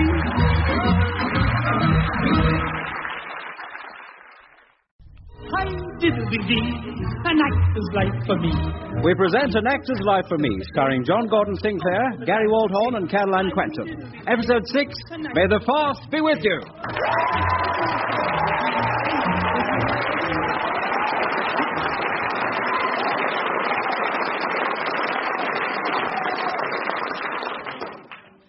Ladies and gentlemen, this is your half-hour call. Your half-hour call. You have 30 minutes, please. Thank you. Wonder where he's got to. Oh, he'll be here soon. A professional actor should be in his dressing room 30 minutes before the curtain rises. Well, perhaps he's gone to the loo. We've been here 10 minutes, Marjorie. You can't tell me he spent all that time in the loo. Well, it is his first night. Well, it's not good enough. As an agent, there are certain things I like to instill in my clients, and one of them is professionalism backstage. Yes, dear. I know about these things. I've been an actor. When I was a professional actor, I never left my dressing room before the curtain went up. You were only in 2 productions. That's as may be. And you never left your dressing room after the curtain went up. That's why they sacked you. They didn't sack me. They did. The production closed. Well, of course the production closed. The leading actor was in his dressing room. It isn't my fault they couldn't afford an understudy. I suffered from stage fright. Anyway, that's not the point. I may not have been an outstanding actor. You were outstanding, Desmond. You were the only one who didn't go on. If you'll let me finish, Marjorie, I may not have been a good actor, but I am a good agent. My agency is renowned in this business, and I expect my actors to be professional. Now, where is he? The man on the stage door hadn't heard of you. I beg your pardon? You said you were renowned in this business. The man on the stage door hadn't heard of you. Well, he's not in the business, is he? He's just the man on the stage door. He had to ring up the theatre manager to see if he could let us in. Yes, I know. And the theatre manager hadn't heard of you. No. Well, neither had the stage manager. all right. Nor the leading actress. If Robert had been in his dressing room, the man on the door could have just asked him. Anyway, once he knew my credentials, he soon let us in. You mean once he saw us getting soaking wet in the rain, he took pity on us? Nonsense. Especially you. I think he thought you were on your last legs. Of course he didn't. Just because I'm older than you, there's no need to treat me like a pensioner. Where is Robert? This is typical of the young these days, you know. No self-discipline. No self-discipline at all. In my day... You're beginning to sound like a pensioner now. I'm not. I'm... Robert, have you been to make-up for... Oh, sorry. Robert's not here at the moment. So I see. We're just waiting for him. I'm Desmond Shaw, Robert's agent. You're Desmond Shaw? Yes. The theatrical agent? Yes. God, you're famous, you are. Thank you. You see, Marjorie, I am well known in certain quarters. Yeah. You were the actor who never left his dressing room. Be quiet, Marjorie. Now listen to me, young man. And now you're an agent. Are you looking for new clients, Mr. Shaw? Because I'm a very talented performer, you know. No, I don't think I could sing, I could dance, I can act. I could act you off the stage. Well, I'd never get you on the stage, but you know what I mean. Go away. I can play anything. Anything. Let me do a bit of Hamlet for you. No, please. Ow! That this too solid flesh will melt thaw and resolve itself into a dew. Oh! That the everlasting head will fix his cannon against self-slaughter. Hamlet wants to kill himself, you see. I know how he feels. Yes, we do know what the speech means. Sorry. What's the next line? Oh, God. That's it. Oh, God. Oh, God. Oh, God. How weary self-flat and unprofitable seems to me all the uses of this world. Fie on. Oh, fie. Yes, thank you. Thank you very much, but this really is neither the time nor the place. Okay, let me come to your office then. No, really, I'm sure there must be other agents. There aren't. I've tried the reputable ones. It's down to you now. Look. I'll call you on Tuesday. Thanks very much. Oh, yeah, and I hope you and your daughter enjoy the play. Daughter? Oh, dear, I am sorry, darling. Daughter? What nerve. I don't look that old. No. Well, perhaps he doesn't think you're old. Perhaps he just thinks I'm, well, young. 30, you mean? It's a possibility, isn't it? I suppose so. The light's pretty bad in here. I am considered attractive by some, you know. Who? Well, I'm not going to name names. I haven't got a list. But some have said, on occasion. Long time ago. No, not a long time ago. Robert said only recently. Robert? Yes, when he was staying with us, when Sue chucked him out that time. Robert said you were attractive? To your face? No, he went on television and announced it to the world, of course, to my face. But you're my wife, Marjorie. It was just a remark in passing, Desmond, that's all, really. What did he say? I'm not telling you, it was personal. Personal? What sort of... I'm not telling you. So he made a pass at you? Really? And after I invited him into my home, out of the goodness of my heart. You charged him rent, Desmond, extortionate rent. It would practically pay for our extension. Your extension? You're the one who wants the conservatory, not me. He simply made a remark, that's all. Look, I'm going to find my seat, Desmond. You wish Robert luck for me, okay? Oh, very well. Stupid woman. Come on, Robert, for goodness sake, I haven't got all evening. Oh, hiya, Desmond. Robert. How are you? Good to see you. Where have you been, Robert? In the gents, why? You've been in there 13 minutes. So? No, 13 and a half minutes. What, is this some sort of time and motion study? You're supposed to be in here, old boy. Oh, I know, I'm sorry. I've got first night nerves. I can't help it. You know what they're like, Desmond, eh? Yes, well, I did suffer with them slightly, I recall. Slightly? The other actors called you Godot, didn't they? They're always waiting for you to turn up. It's not funny, Robert. I hope you never suffer the same humiliation. Oh, yeah. Sorry, Desmond. I just came to wish you good luck. Thanks. This is a big night for you. For both of us. Your first night in the West End. I hope it goes well. Yeah, so do I. Well, at least May the Farce Be With You is a good play. Is it? Good. What sort of play is it? What's a farce? It's very funny. I hope you and Marjorie enjoy it. Ah, yes, Marjorie. I wanted to speak to you about... Dan! What? Well, my cufflinks dropped. Dan must be on the floor somewhere. It's quite a funny coincidence, actually. Sorry, can I just have a look under your chair? It's because the woman I'm living with in the play is called Sue, like my Sue. I saw it went over here. And the woman I'm having an affair with is called Marjorie. Ah, found it. Thank goodness. Rather expensive ones. Sorry, you were saying, old boy? I'm just saying my girlfriend is called Sue. Yes, I know. Yeah, and I'm having an affair with Marjorie. Marjorie? As in my wife, Marjorie, you mean? Yes, that's what I'm saying. It's a bit of a coincidence, isn't it? Rather more than a bloody coincidence. Well, pretty extraordinary, eh? And this affair, it amounts to more than making a pass, then. Oh, yes. We've gone the whole hog. We've been at it hammer and tongs for weeks, actually. But you see, the trouble is, Marjorie has gone and got herself pregnant. Oh, my good God. And Sue doesn't know about it. You haven't told Sue, then? Well, of course not. It's pretty amusing, isn't it?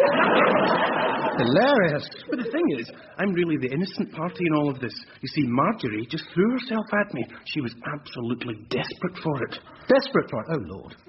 So there was nothing I could do. Well, you clearly managed something. And now I'm faced with a dilemma. Do I go off with Marjorie and the baby, or do I stay with Sue, who I don't really love anymore? Don't you? Well, no. I'm angry with her, you see. She never told me about the wig, you see. Wig? Yes, she's completely bald. Good Lord.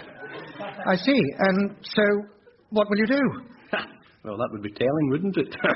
Don't want to spoil your evening. I don't think I can take much more of this. Can I come in? Of course you can, darling. Ethan? Of course I am. Hardly. Just wanted to wish you luck, darling. Thanks. I know you'll be brilliant. I love you. I love you too. Oh, dear, oh, dear, oh, dear.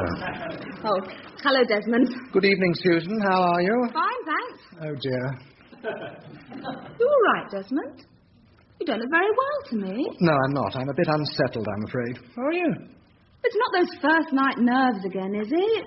You're not going onto the stage. Oh, for goodness sake, does everyone know about that? Sorry. Look, I'll see you both in a couple of minutes. I've got to go and check my props. Okay. Won't be long. I'm sorry you're not well, Desmond. Thank you, dear.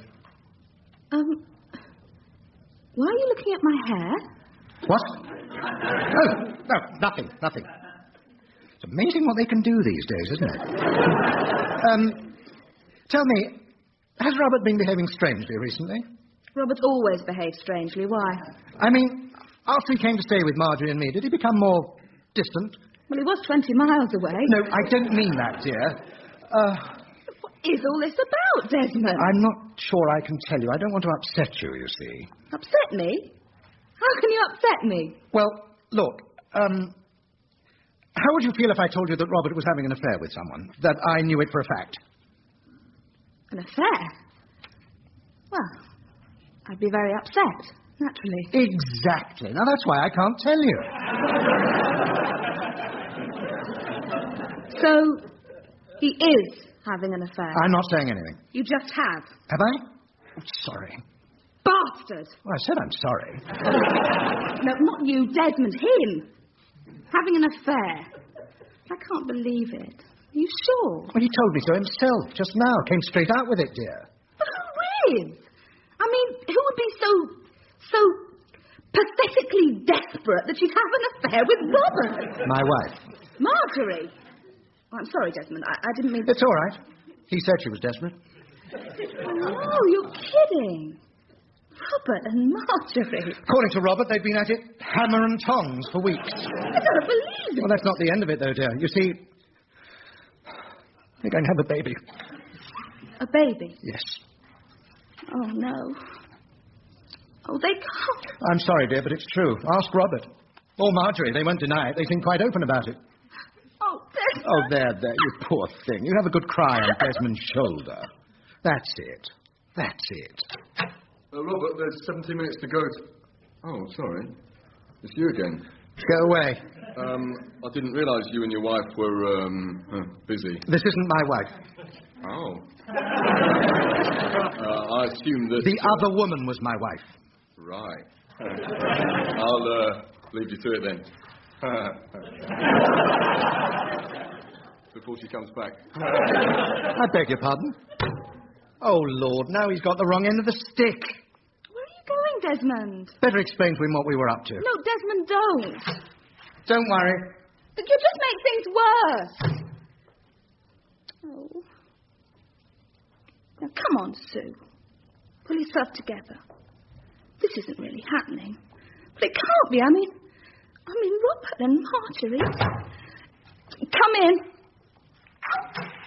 Hello, Sue. How nice to see you. Marjorie. You haven't seen Desmond, have you? When he didn't join me, I thought I'd better come back. He's, popped out for a moment. He can leave the dressing room, then. I was beginning to wonder. I must say, this is exciting, isn't it, Sue? Robert's first night in the West End. You must be thrilled. I know I am. I don't get to the theatre much, you see. I thought I would be married to Desmond, but I don't. Neither does Desmond, actually. He's not exactly your average theatrical agent, is he? In fact, he knows less about the theatre than your average donkey. You know what he told me last week? He said he'd discovered a really exciting street theatre group. Turned out they were Hare Krishna people.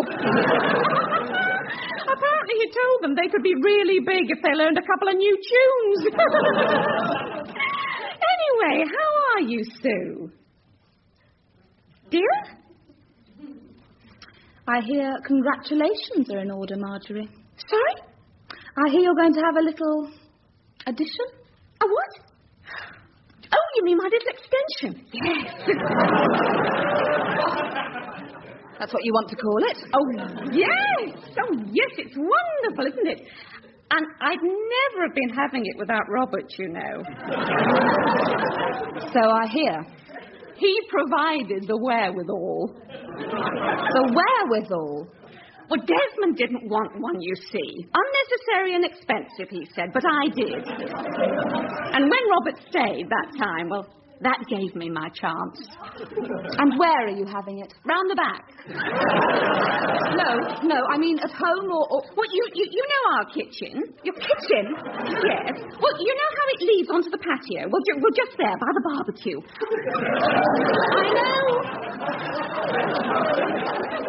I know some people say that's a silly place, but that's where I want it. You see, that's where I originally conceived it as being. Conceived it? On the patio? By the barbecue? Yes. So now all we've got to do is hope and pray for a little sun. Oh, God. Make all the effort worthwhile. A sun and air. Sun and air, exactly. Anyway. Let's be getting back to my seat now. If you see Desmond, would you tell him where I am? Oh, and give Robert my love, of course. Of course. This is your 15-minute call, your 15-minute call. 15 minutes, please. Thank you. God, only 15 minutes to go. Sorry I had to dash off away that's true, but I had to check my props. You bastard! I was only gone a couple of minutes. You don't care, do you? You're all wrapped up in your own little world. You just don't care about how other people feel. Eh? I just don't see any point in going on, Robert. I've got to go on. The curtain's up in 15 minutes. In us going on. But you're not in it. No, I'm not in it. That's just it. I just don't count at all, do I? What? Look, can we talk about this afterwards? I want to finish my makeup. I won't be here afterwards. I'm leaving you, Robert. All right, well, leaving me? Yes, leaving you. Well, I'm sorry, I don't understand. Why? You know very well why. You know the worst thing? The deception. I just can't handle the deception. Well, the confusion's pretty bad as well. I mean, we're mature people. What's wrong with honesty? What's wrong with admitting it, saying it out loud? Saying what? I am having an affair and we're going to have a baby. What? I am having an affair and we are going to have a baby. What's wrong with saying it? It's the truth. It's the truth. Good. There. At last, we've got it out into the open. And that's why you're leaving me? Yes. I'm sorry, Robert. There's no alternative. I haven't told Desmond yet, but I... Desmond? You and Desmond? Well, I'm sure he'll think I'm doing the right thing. Sue, dear. Oh, there you are. I've had a word with that ASM chappie. Desmond. Explain what we were doing together. Oh, really? Robert, didn't see you there. Obviously. And what were you doing together? Nothing, Robert. Nothing at all. Desmond, I told Robert that that's that. I'm finished with him. Oh, have you? Well, if you're sure, dear. I am. Take me home, please. Look, Sue. I want to go, Desmond. Right, I'll be with you in a minute, dear. There's just one thing I want to say to you, young man. Whatever's happened tonight, you brought upon yourself. Me? Yes. You've let me down and you've let Sue down. You had a sweet girl there, and now you've lost her. And you've lost me? You're a despicable swine, Robert. And you should be ashamed of yourself. Thoroughly ashamed. This is your 10-minute call, your 10-minute call. 10 minutes, please. Thank you. Oh, and good luck with the play. I'm sure you'll be very funny. Oh, yes, terrific. I'm just in the right mood now. Yes, well, do your best then. All right. Break a leg, eh? Yeah, I'll break one of yours if you come back, Desmond. I don't know. How am I supposed to give a performance now? Silly me. I think I've gone and left my gloves in here. Oh, hello, Robert. Good to see you, at least. How do you feel? Terrible. Oh, never mind. The worse you feel, the better you'll be. Oh, there they are. Marjorie. Yes? I need to talk to you. Yes, well, we'll have a drink after the show, Robert. Must get back. No. I must talk to you now. You need to know what's going on. Well, I think I can follow the play without a synopsis, Robert. No, off stage, Marjorie. I think you ought to sit down. Oh, for goodness sake, what are you talking about? Desmond. I'm talking about Desmond. He's leaving you, Marjorie. He's found someone else. Desmond, don't be silly, Robert. It's true, he has. You mean he's been playing around with some woman? No, not just some woman. Some man? It affects all of us. I'm as involved as you are. You? Yes. Good Lord, you! You see, I've just been talking to Sue and she's leaving me because, well... Because of Desmond? Yes, exactly. I see. I'm afraid this is going to take a little while for this to sink in. I've no idea that Desmond was... like that. Nor me? Nor you, quite. I'm sorry, Marjorie. I hope you don't mind me telling you. It's just I thought I ought to. Besides, I need a sympathetic ear, a few kind words. So far this evening, I've been called a bastard and a despicable swine. Oh, I don't think you're a despicable swine. Thank you. A degenerate little pervert, perhaps. What? Yes. Well, there's little point in getting emotional about the situation, is there? That doesn't do any good. It's much better if we look at it calmly and rationally. Oh, I don't think I can look at anything rationally now. Now, the first thing we have to consider is this. Yes? Do you love him?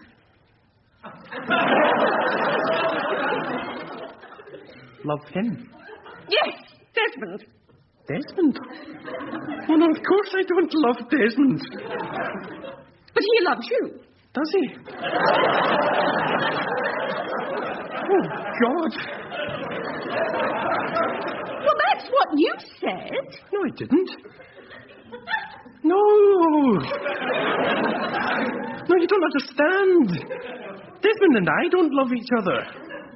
So it's just sex, is it? Look, there's nothing between Desmond and me. Nothing at all. Nothing? No. Desmond's having an affair with Sue. Thank goodness for that, I thought. What? Well, that's what I'm trying to tell you. Sue? Yes, they're going to have a baby. I think I need to sit down. You are sitting down. Oh, Sue and Desmond, but she's an intelligent woman. Why?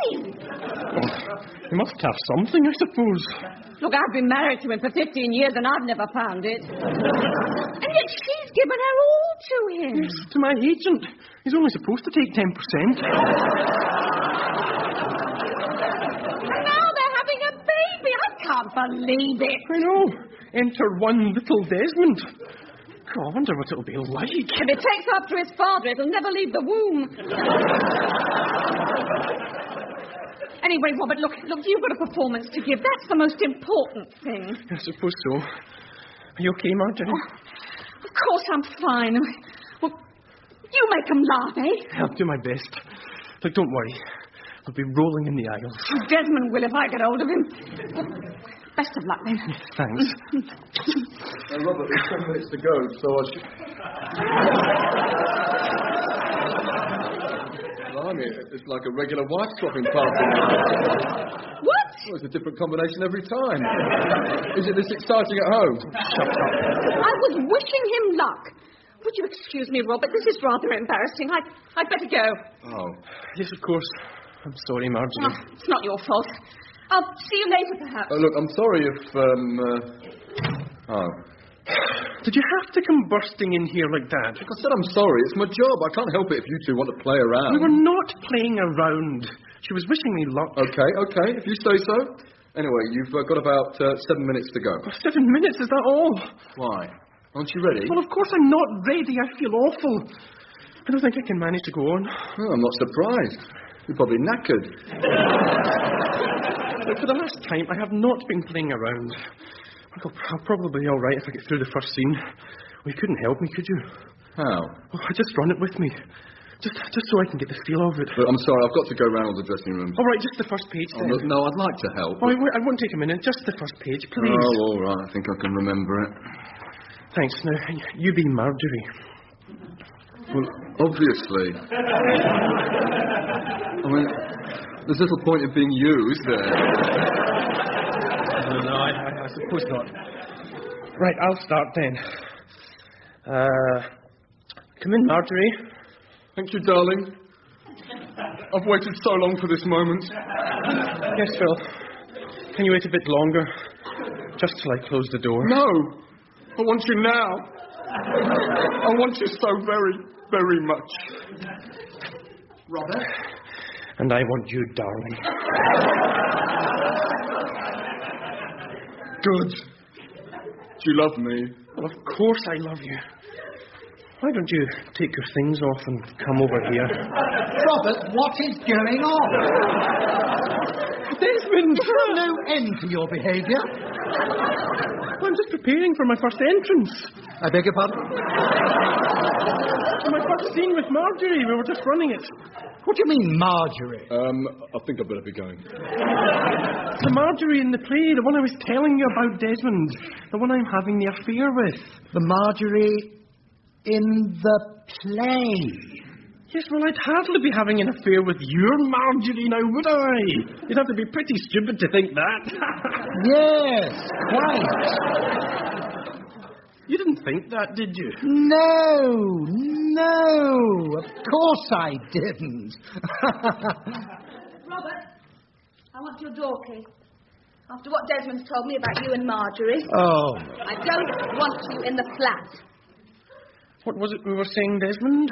Pretty stupid. Yes, well, it's a perfectly understandable mistake, old chap. What is it? What's going on? Well, perhaps you'd like to explain, Desmond. Oh. It seems I made a bit of a bloomer, dear. The Marjorie he's having an affair with is in the play, not my Marjorie. Sorry. So he hasn't done anything then? No. Nice to know you had so much faith in me, Sue. Great. One word from Desmond and you were packing your bags. You seem so sure. How would you like it if I went round leaping to the wrong conclusions like that? Well, But no, you're lucky, because I form my opinions on the basis of fact. I make sure I get things right. That's a sensible and mature way to do things. Yes. I'm very, very sorry. Good. So when are you and Desmond expecting this love child? What?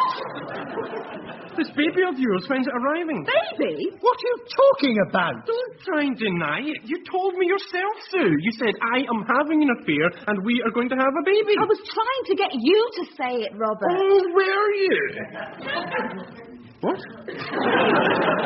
Yes. So much for the mature approach.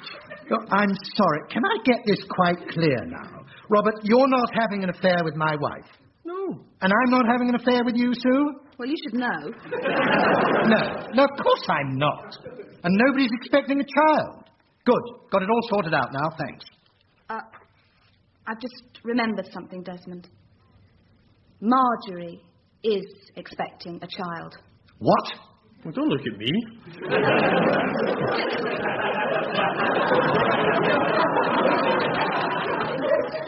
She told me. She said she's hoping for a little son. She used those very words. Good Lord, you mean I'm going to be a father? At 51? I say. Well, congratulations, Desmond. Well, why didn't she tell me? Perhaps she didn't want to worry you. After all, it's early days yet. Yes, of course. Act 1 beginners, please. This is your Act 1 beginners call. Curtain up in 2 minutes. Oh, God, that's me. Wish me luck. Silly me, I've gone and left my glasses behind this time. Can't see the play without them. Hello, darling. Beg your pardon. What are you doing here? Wishing Robert luck. Yes, and Sue's just told me the happy news, darling. I hope you don't mind. What happy news? That I'm going to be a father. It's wonderful, isn't it? No, it bloody isn't. Desmond! Insensitive pig! Getting her pregnant and boasting to me about it. No, you've got it all wrong, Marjorie. What? Mr. Wilson to the stage, please. Mr. Wilson to the stage, immediately. God, I've got to go. Look, I'll explain on the way to our seats, Marjorie. Come on, Desmond. I can't move. I put my back out. Don't be silly. I have. Oh, you poor thing. Typical. A first night and we can't leave the dressing room.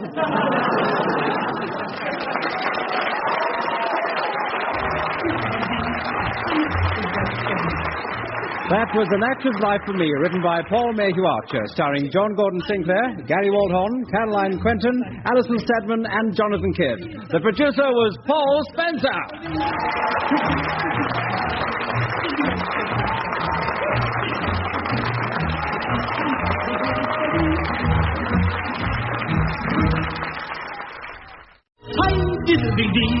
An Actor's Life for Me.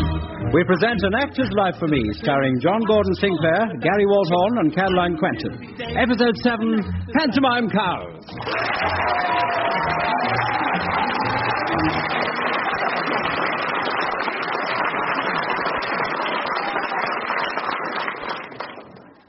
That's the worst throwing I've ever seen, Robert. You were nowhere near those coconuts. I missed them deliberately, Sue. You didn't. I did. Mike told me to. Mike? Mike Price, the star of the panto. You know, the bloke you've seen on TV. That plumber in Oh, What a Load of Ballcocks. Him. Mike said that the thing to do at these charity fairs is to give them plenty of money and not win anything. So I deliberately aimed to miss all the coconuts. And hit the stall holder. Yes, well, that was a bit unfortunate. The ball slipped out of my hand. Anyway, he seems all right. Once he came round. Well, don't go on about it, Sue. It was just an accident. It's all right. Can we go now? Go? No, of course not. I'm bored. But we've got to stay to the end. Why? Because I'm on show, Sue. I might be wanted. For assault, you mean? For autographs, interviews, photos. I'm publicising the panto. That's why I'm here, to help Mike. But no one's interested in you. We've been here 2.5 hours, and the only person who's interviewed you is the St. John's ambulance man. And you haven't been asked for one autograph all afternoon. Yes, I have. When? That little boy, he wanted an autograph for his sister. Not yours. He wanted Mike Price's. He thought you could jump the queue for him. Yes, but he took my autograph in the end, didn't he? Only after you bribed him with a sweet. I don't know why you're so desperate, Robert. Just because Mike Price is signing autographs all afternoon, it doesn't mean you have to. You're not famous like him. People don't know you. But they ought to. I'm the hero in this panto. They ought to know me. Yes, but you're not famous. That's the point I'm trying to make. God, here he comes. Who? Mike, he's coming over. He'll ask me how I'm getting on. But pretend to be a fan of something. A fan? Of Mike Price? Of me, you idiot. I'm your fiancé, Robert. Well, he doesn't know that. Pretend you're getting my autograph. Here's some paper. Oh, really? Please, I need to create a good impression. I am not going to... Okay, Mike. How are you getting on? Yeah, fine, thanks, Mike. Just doing another autograph. You know how it is. Yeah. And who should I make this one out to, dear? What? What's your name, dear? Sue. Sue! Oh, that's a nice name. To Sue, all the very best. God, tires your arm out after a while, doesn't it, Mike? Yeah, you're telling me. I know what tires your arm at, Robert. Being Big love, Robert Wilson. There we are, dear. Bye. Now, Mike, do you want to... Excuse me? Do you think I could have your autograph too, Mr. Price? Well, of course, darling, of course. Oh, thanks. Because you're a real star, aren't you, Mr. Price? Not like Mr. Wilson here. Thank you very much. Yes, I've seen your series on telly. It's terrific. Oh, I'm glad you like it. It's to Sue, is it? Yes, with lots of love, Mike. Sue? Fine. Well, I hope you'll be coming to see the panto, darling. It's Jack and the Beanstalk, isn't it? Yeah. Yeah, I'm playing Dame, of course. Oh, great. And Robert here is playing the title role. The Beanstalk. Thank you very much. Oh, great. I like it. Beanstalk. Good joke, eh, Robert? Oh, hilarious. With lots of love. Mike. On your own, are you, Sue? Me? Why? Well, just wondered. I'm just leaving. I thought maybe I could give you a lift somewhere. No. Oh, that'd be lovely, thanks. Yeah. I've got the Porsche outside. I thought you mentioned that you were with your boyfriend, or he was somewhere too. Oh, him. Oh, he's a prat. He can make his own way home. Yes, but... Bye. But look... See you at rehearsals, Robert. Have a good weekend. Come on, love. Oh, nearly forgot. The press wants a photo of you. Oh, do they? Great. Yeah, they'd like you with a stall holder you knocked out. He's become quite a celebrity. I'm glad someone has. Hello? Hello? You're back early. What do you mean? It's only 7 o'clock. I thought you'd be spending the evening with Mr. Love Machine Mike the Spike. Oh, you must be joking. I only went off with him because you were being a prat. I wasn't going to stay with him. Well, he didn't know that. No, well, he soon found out. God, he is disgusting. Is he? That car of his is the most tasteless thing I've ever seen. It's pink. I know. Even the tyres are pink. And it's full of the most revolting Lucky Charms. I counted at least 10 rabbit's feet. They bring you luck, do they? Not if you're a rabbit, no. And And he's got so many fluffy dice he can hardly see out the window. He's got a cocktail cabinet, hasn't he? A cocktail cabinet? That's nothing. He's got a jacuzzi in the back. But he did fix us the cocktail.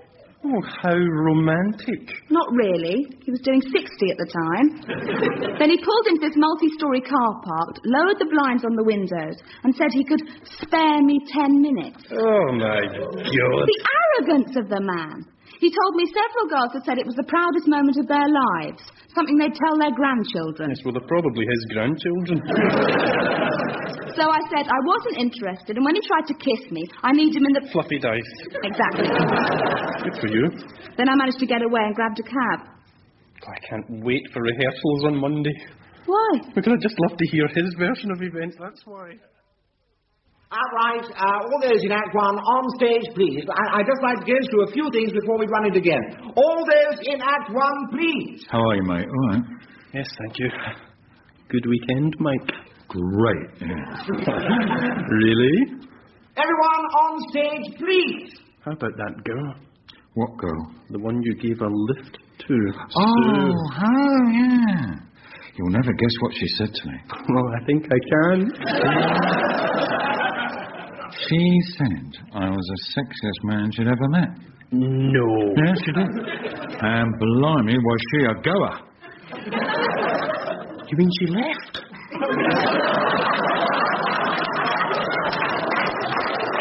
No. She was mad for it. Okay, we better start. Mike. Yeah. On the opening song, Welcome to Our World, we lost a few words on the second chorus. Yeah, I know, yeah. Sorry, mate, yeah. It's a world full of fairy tales, of magic and pretending, a world full of innocence, of love and happy endings. Great, Mike. Lovely. Yeah. It's a very nice lyric, that. So anyway, I gave her away in the back of the car and then got rid of her. Just like that? Yeah, well, I can't waste time on them. They get emotional, and that's the last thing I need. What was the last thing she need, I wonder? What? Nothing. Besides, I don't want any complications.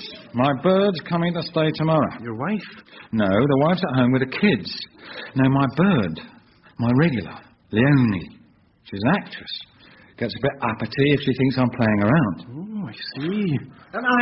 Jim, Wallet, when the cow comes on, we want... Where are they? Where are Jim and Wallet? Where's the pantomime cow gone? I don't know, Derek. It's always disappearing. I saw it wandering around outside. Well, can someone go and find it? What the hell's the matter with that cow? It's been late for every entrance and it keeps walking into the scenery. Well, I don't think Wally can see very well, Derek. But he's got big enough eye holes. Oh, it's not that. He's still waiting for his cataract operation.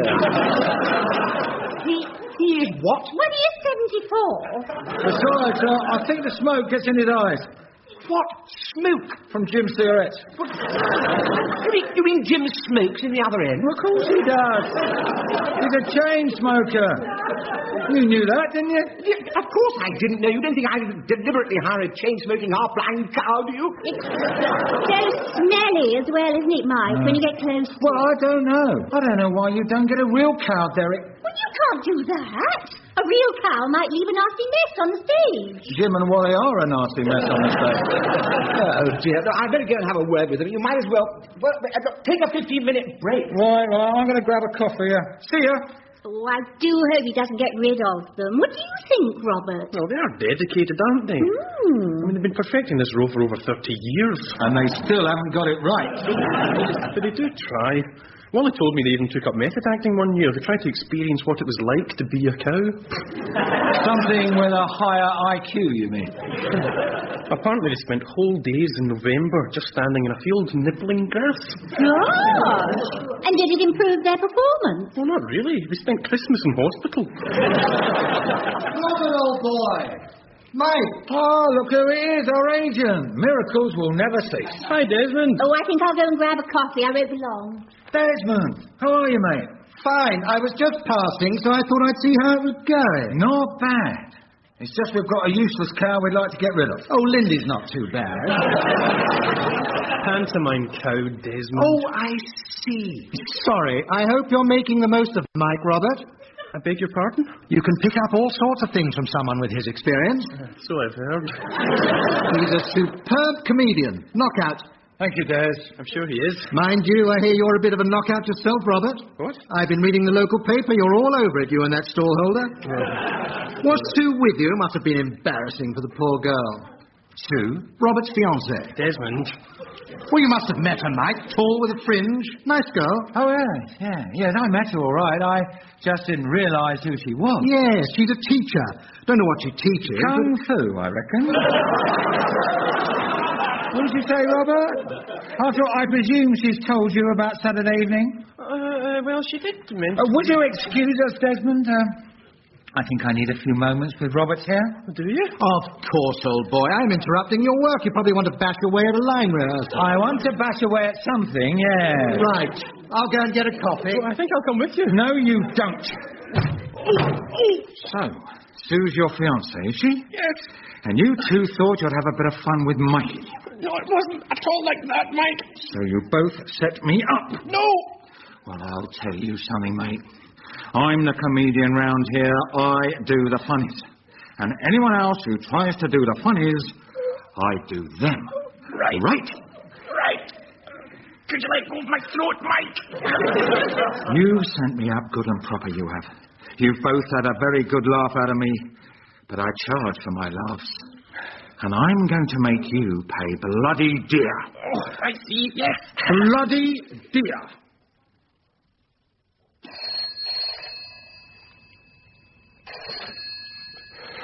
Oh, hello? Robert, is that you? It's Desmond. Desmond? What are you doing, Desmond? It's 2 o'clock in the morning. I know. I'm sorry to wake you up, old boy, but I've just come from a long meeting with Mike Price and Derek Lewis. Yes? Well, I'm afraid Mike doesn't want you to play Jack in the Panto. What? He says it's a principal boy role, and so it ought to be played by a girl. But Derek wanted a bloke. That's why he cast me. Well, Mike was very insistent. He's got an option on extending the run, and he refuses to sign it until Derek agrees to cast a girl. Oh, so that's how he operates, is it? Well, they'd better start looking for a girl pretty quickly then. Oh, they've already found one. At 2 o'clock in the morning? What did they do? Pick one off the street? It's a girl Mike knows. So they did pick her off the street then. It's an actress he's worked with, Robert. Really? Her name wouldn't be Leonie, would it? Yes. Good Lord, how did you know that? Surprise, surprise. Well, thanks for telling me, Desmond. Good night. Hang on. I haven't told you the good news yet, old boy. What good news? You're still in the show. I did some very tough negotiating and I've got you another part.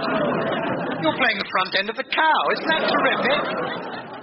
And Jim promised to stop smoking in the skin. Okay, we'll get on the top of page 7 again. It's Jack and the Dame on stage and the cow ready to come on. Are you there, cow? Give us a moo if you're ready. Moo, bloody moo. Right, great. Okay, Mike, ready? Yeah. And Leonie? What? Are you ready to start? Oh, yeah, I'm ready. Which bit are we doing? The same bit we've been doing all morning. Can't we do another bit? I'm bored with that. We will do once you get it right. Okay, start. Jack, dear boy, the cupboard's bare, with little left to eat. So I've cooked your meat and potato pie. That's great. Without the meat. And then for Sweden, what a treat. Hot spotted dick with custard. But spotted dick's our doggie's name. That's right. And hot dogs go with mustard. Besides, I cannot eat our pet. I cannot take one bit. It might affect my health, dear Mum. It might well make me... Oh, that's wrong, isn't it, Derek? Yes, really. Now, look, darling, the previous line goes, besides I cannot eat our pet, dear Mum, I cannot take one lick. Then it rhymes with, it might well make me sick. See? Oh, yes. Oh, I think I've got it now. Thank God. We've only been rehearsing it a week. I'm sorry. It's difficult. It's okay, dear. You've done great. You take no notice of him. Oh, yes. And only the director. Look, Mike, as we've stopped, I'm not quite sure the right mother-son relationship is coming across in this scene. What do you mean? Well, maybe it's the way Leonie keeps blowing you kisses. And running her fingers through your hair. I mean, it just, it doesn't look right. We're a close family. Not that close. But the principal boy is meant to slap her own thighs, not stroke yours. Rehearsing, you know, Derek. Yeah, we're only rehearsing. We'll rehearse in character, then. Go on. Next line, Leonie. What line? But still, I am so hungry, Mum. Oh, yeah. But still, I am so hungry, Mum, that I could eat a horse. I ate the horse last week, dear Jack. There is the cow, of course. Our cow is far too old to eat. I will not even try it. I'll take it to the marketplace and hope some man... Dear God, will buy it! And hope dear God will buy it. Oh. That's great, love, it's great. Okay, cow, you're on. Cow, where are you? You're late. Oh, sorry, Derek. Fell asleep waiting for the cue. Well, get on stage.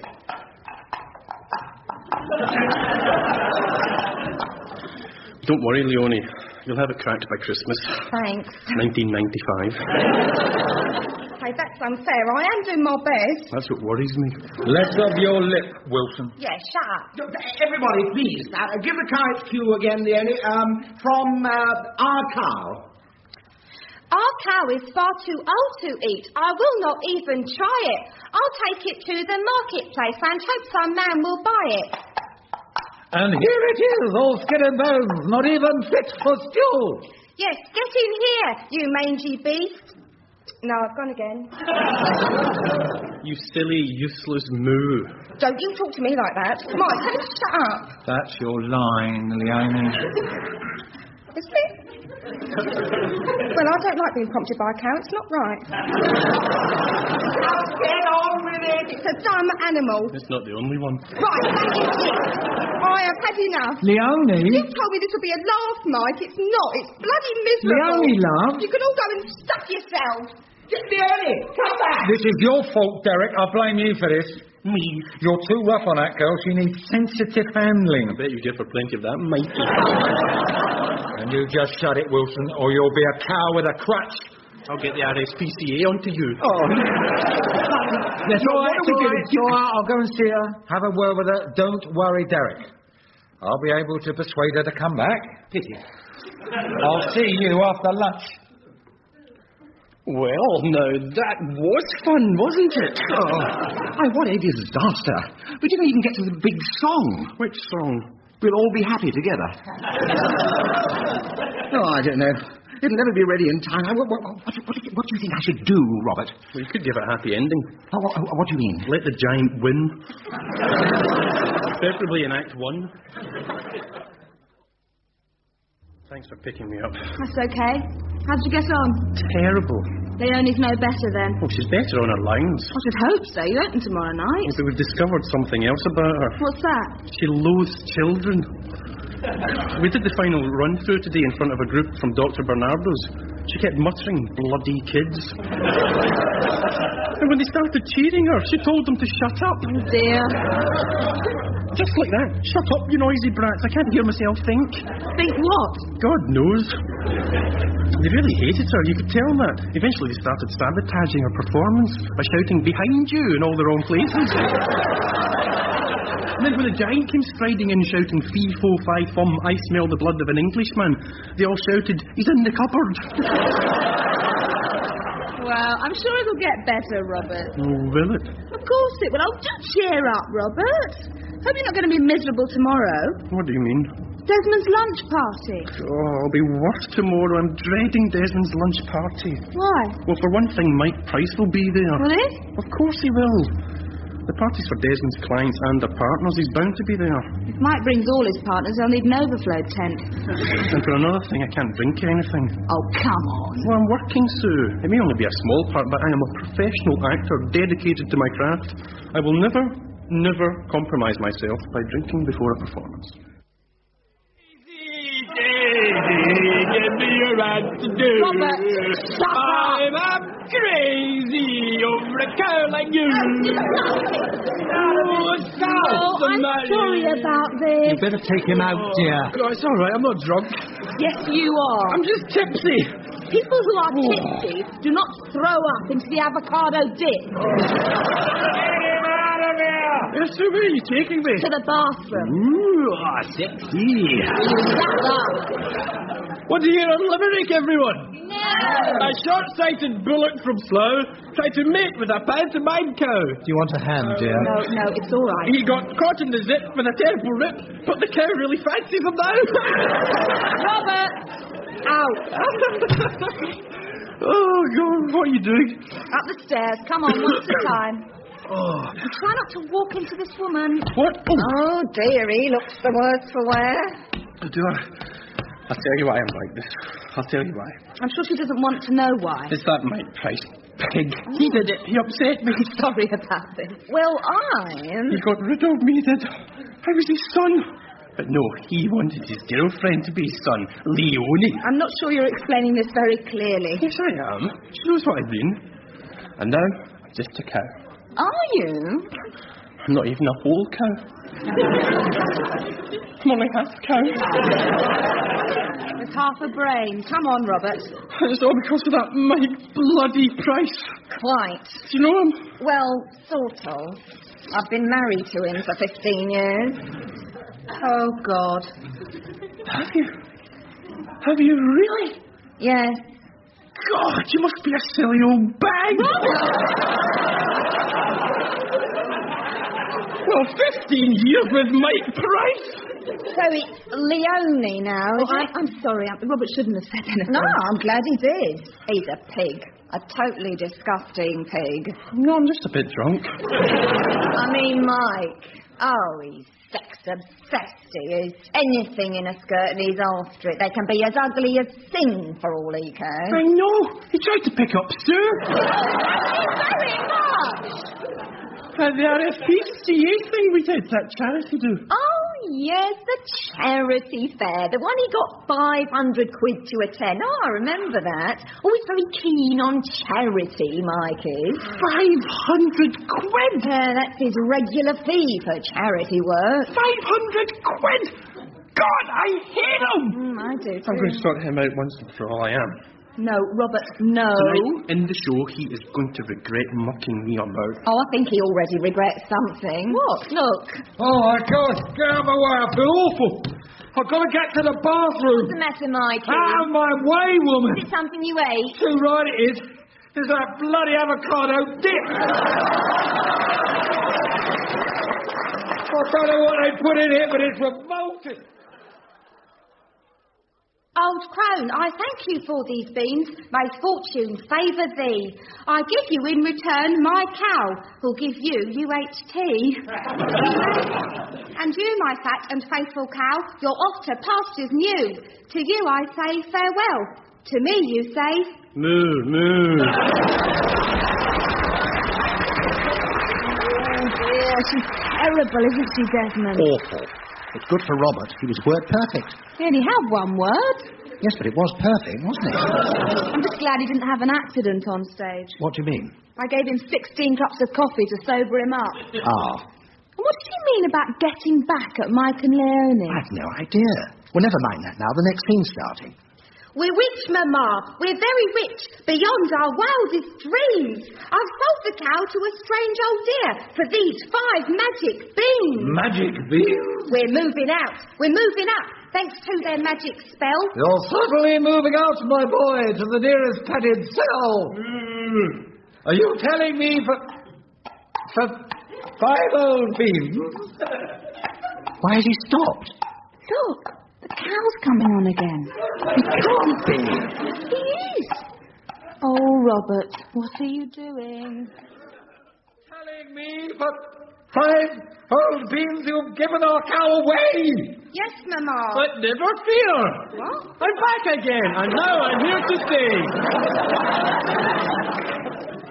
And now I am a magic cow, for I can talk this time. What's going on, Mike? I've no idea. Speak up, and don't forget to rhyme. Wilson, get off the stage. You're not meant to be here. That doesn't scan. That's very, very poor. Oh dear, oh dear, oh dear. I'm warning you, get off the stage or I'll knee you in the nuts. Bad language too, and in a family show, I can hear the audience tuts.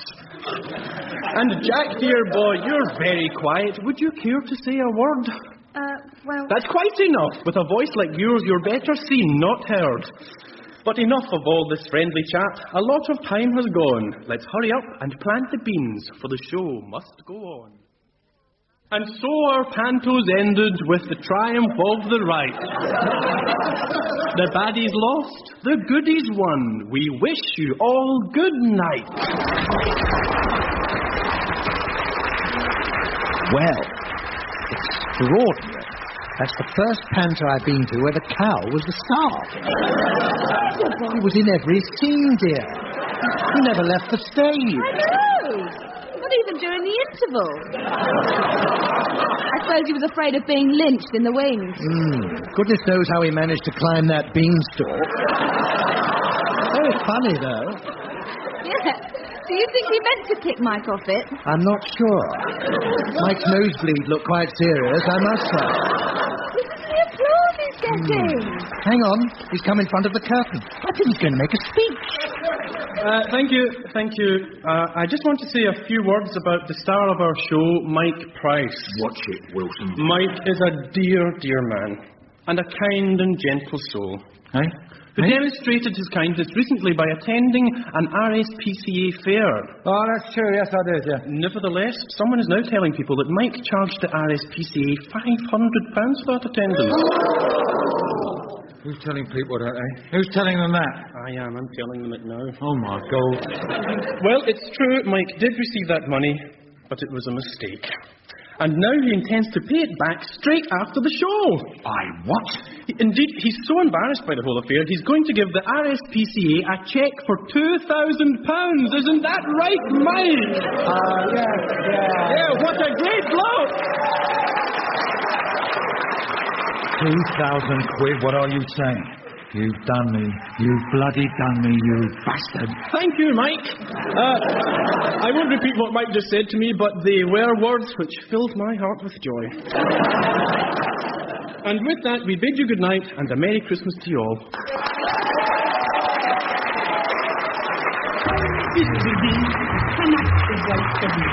That was An Actor's Life for Me, written by Paul Mayhew-Archer, starring John Gordon Sinclair, Gary Waldhorn, Caroline Quentin, Stephen Yardley, Royce Mills, Anne Bryson, Susan Sheridan, and Joanna Mackey. The producer was Paul Spencer.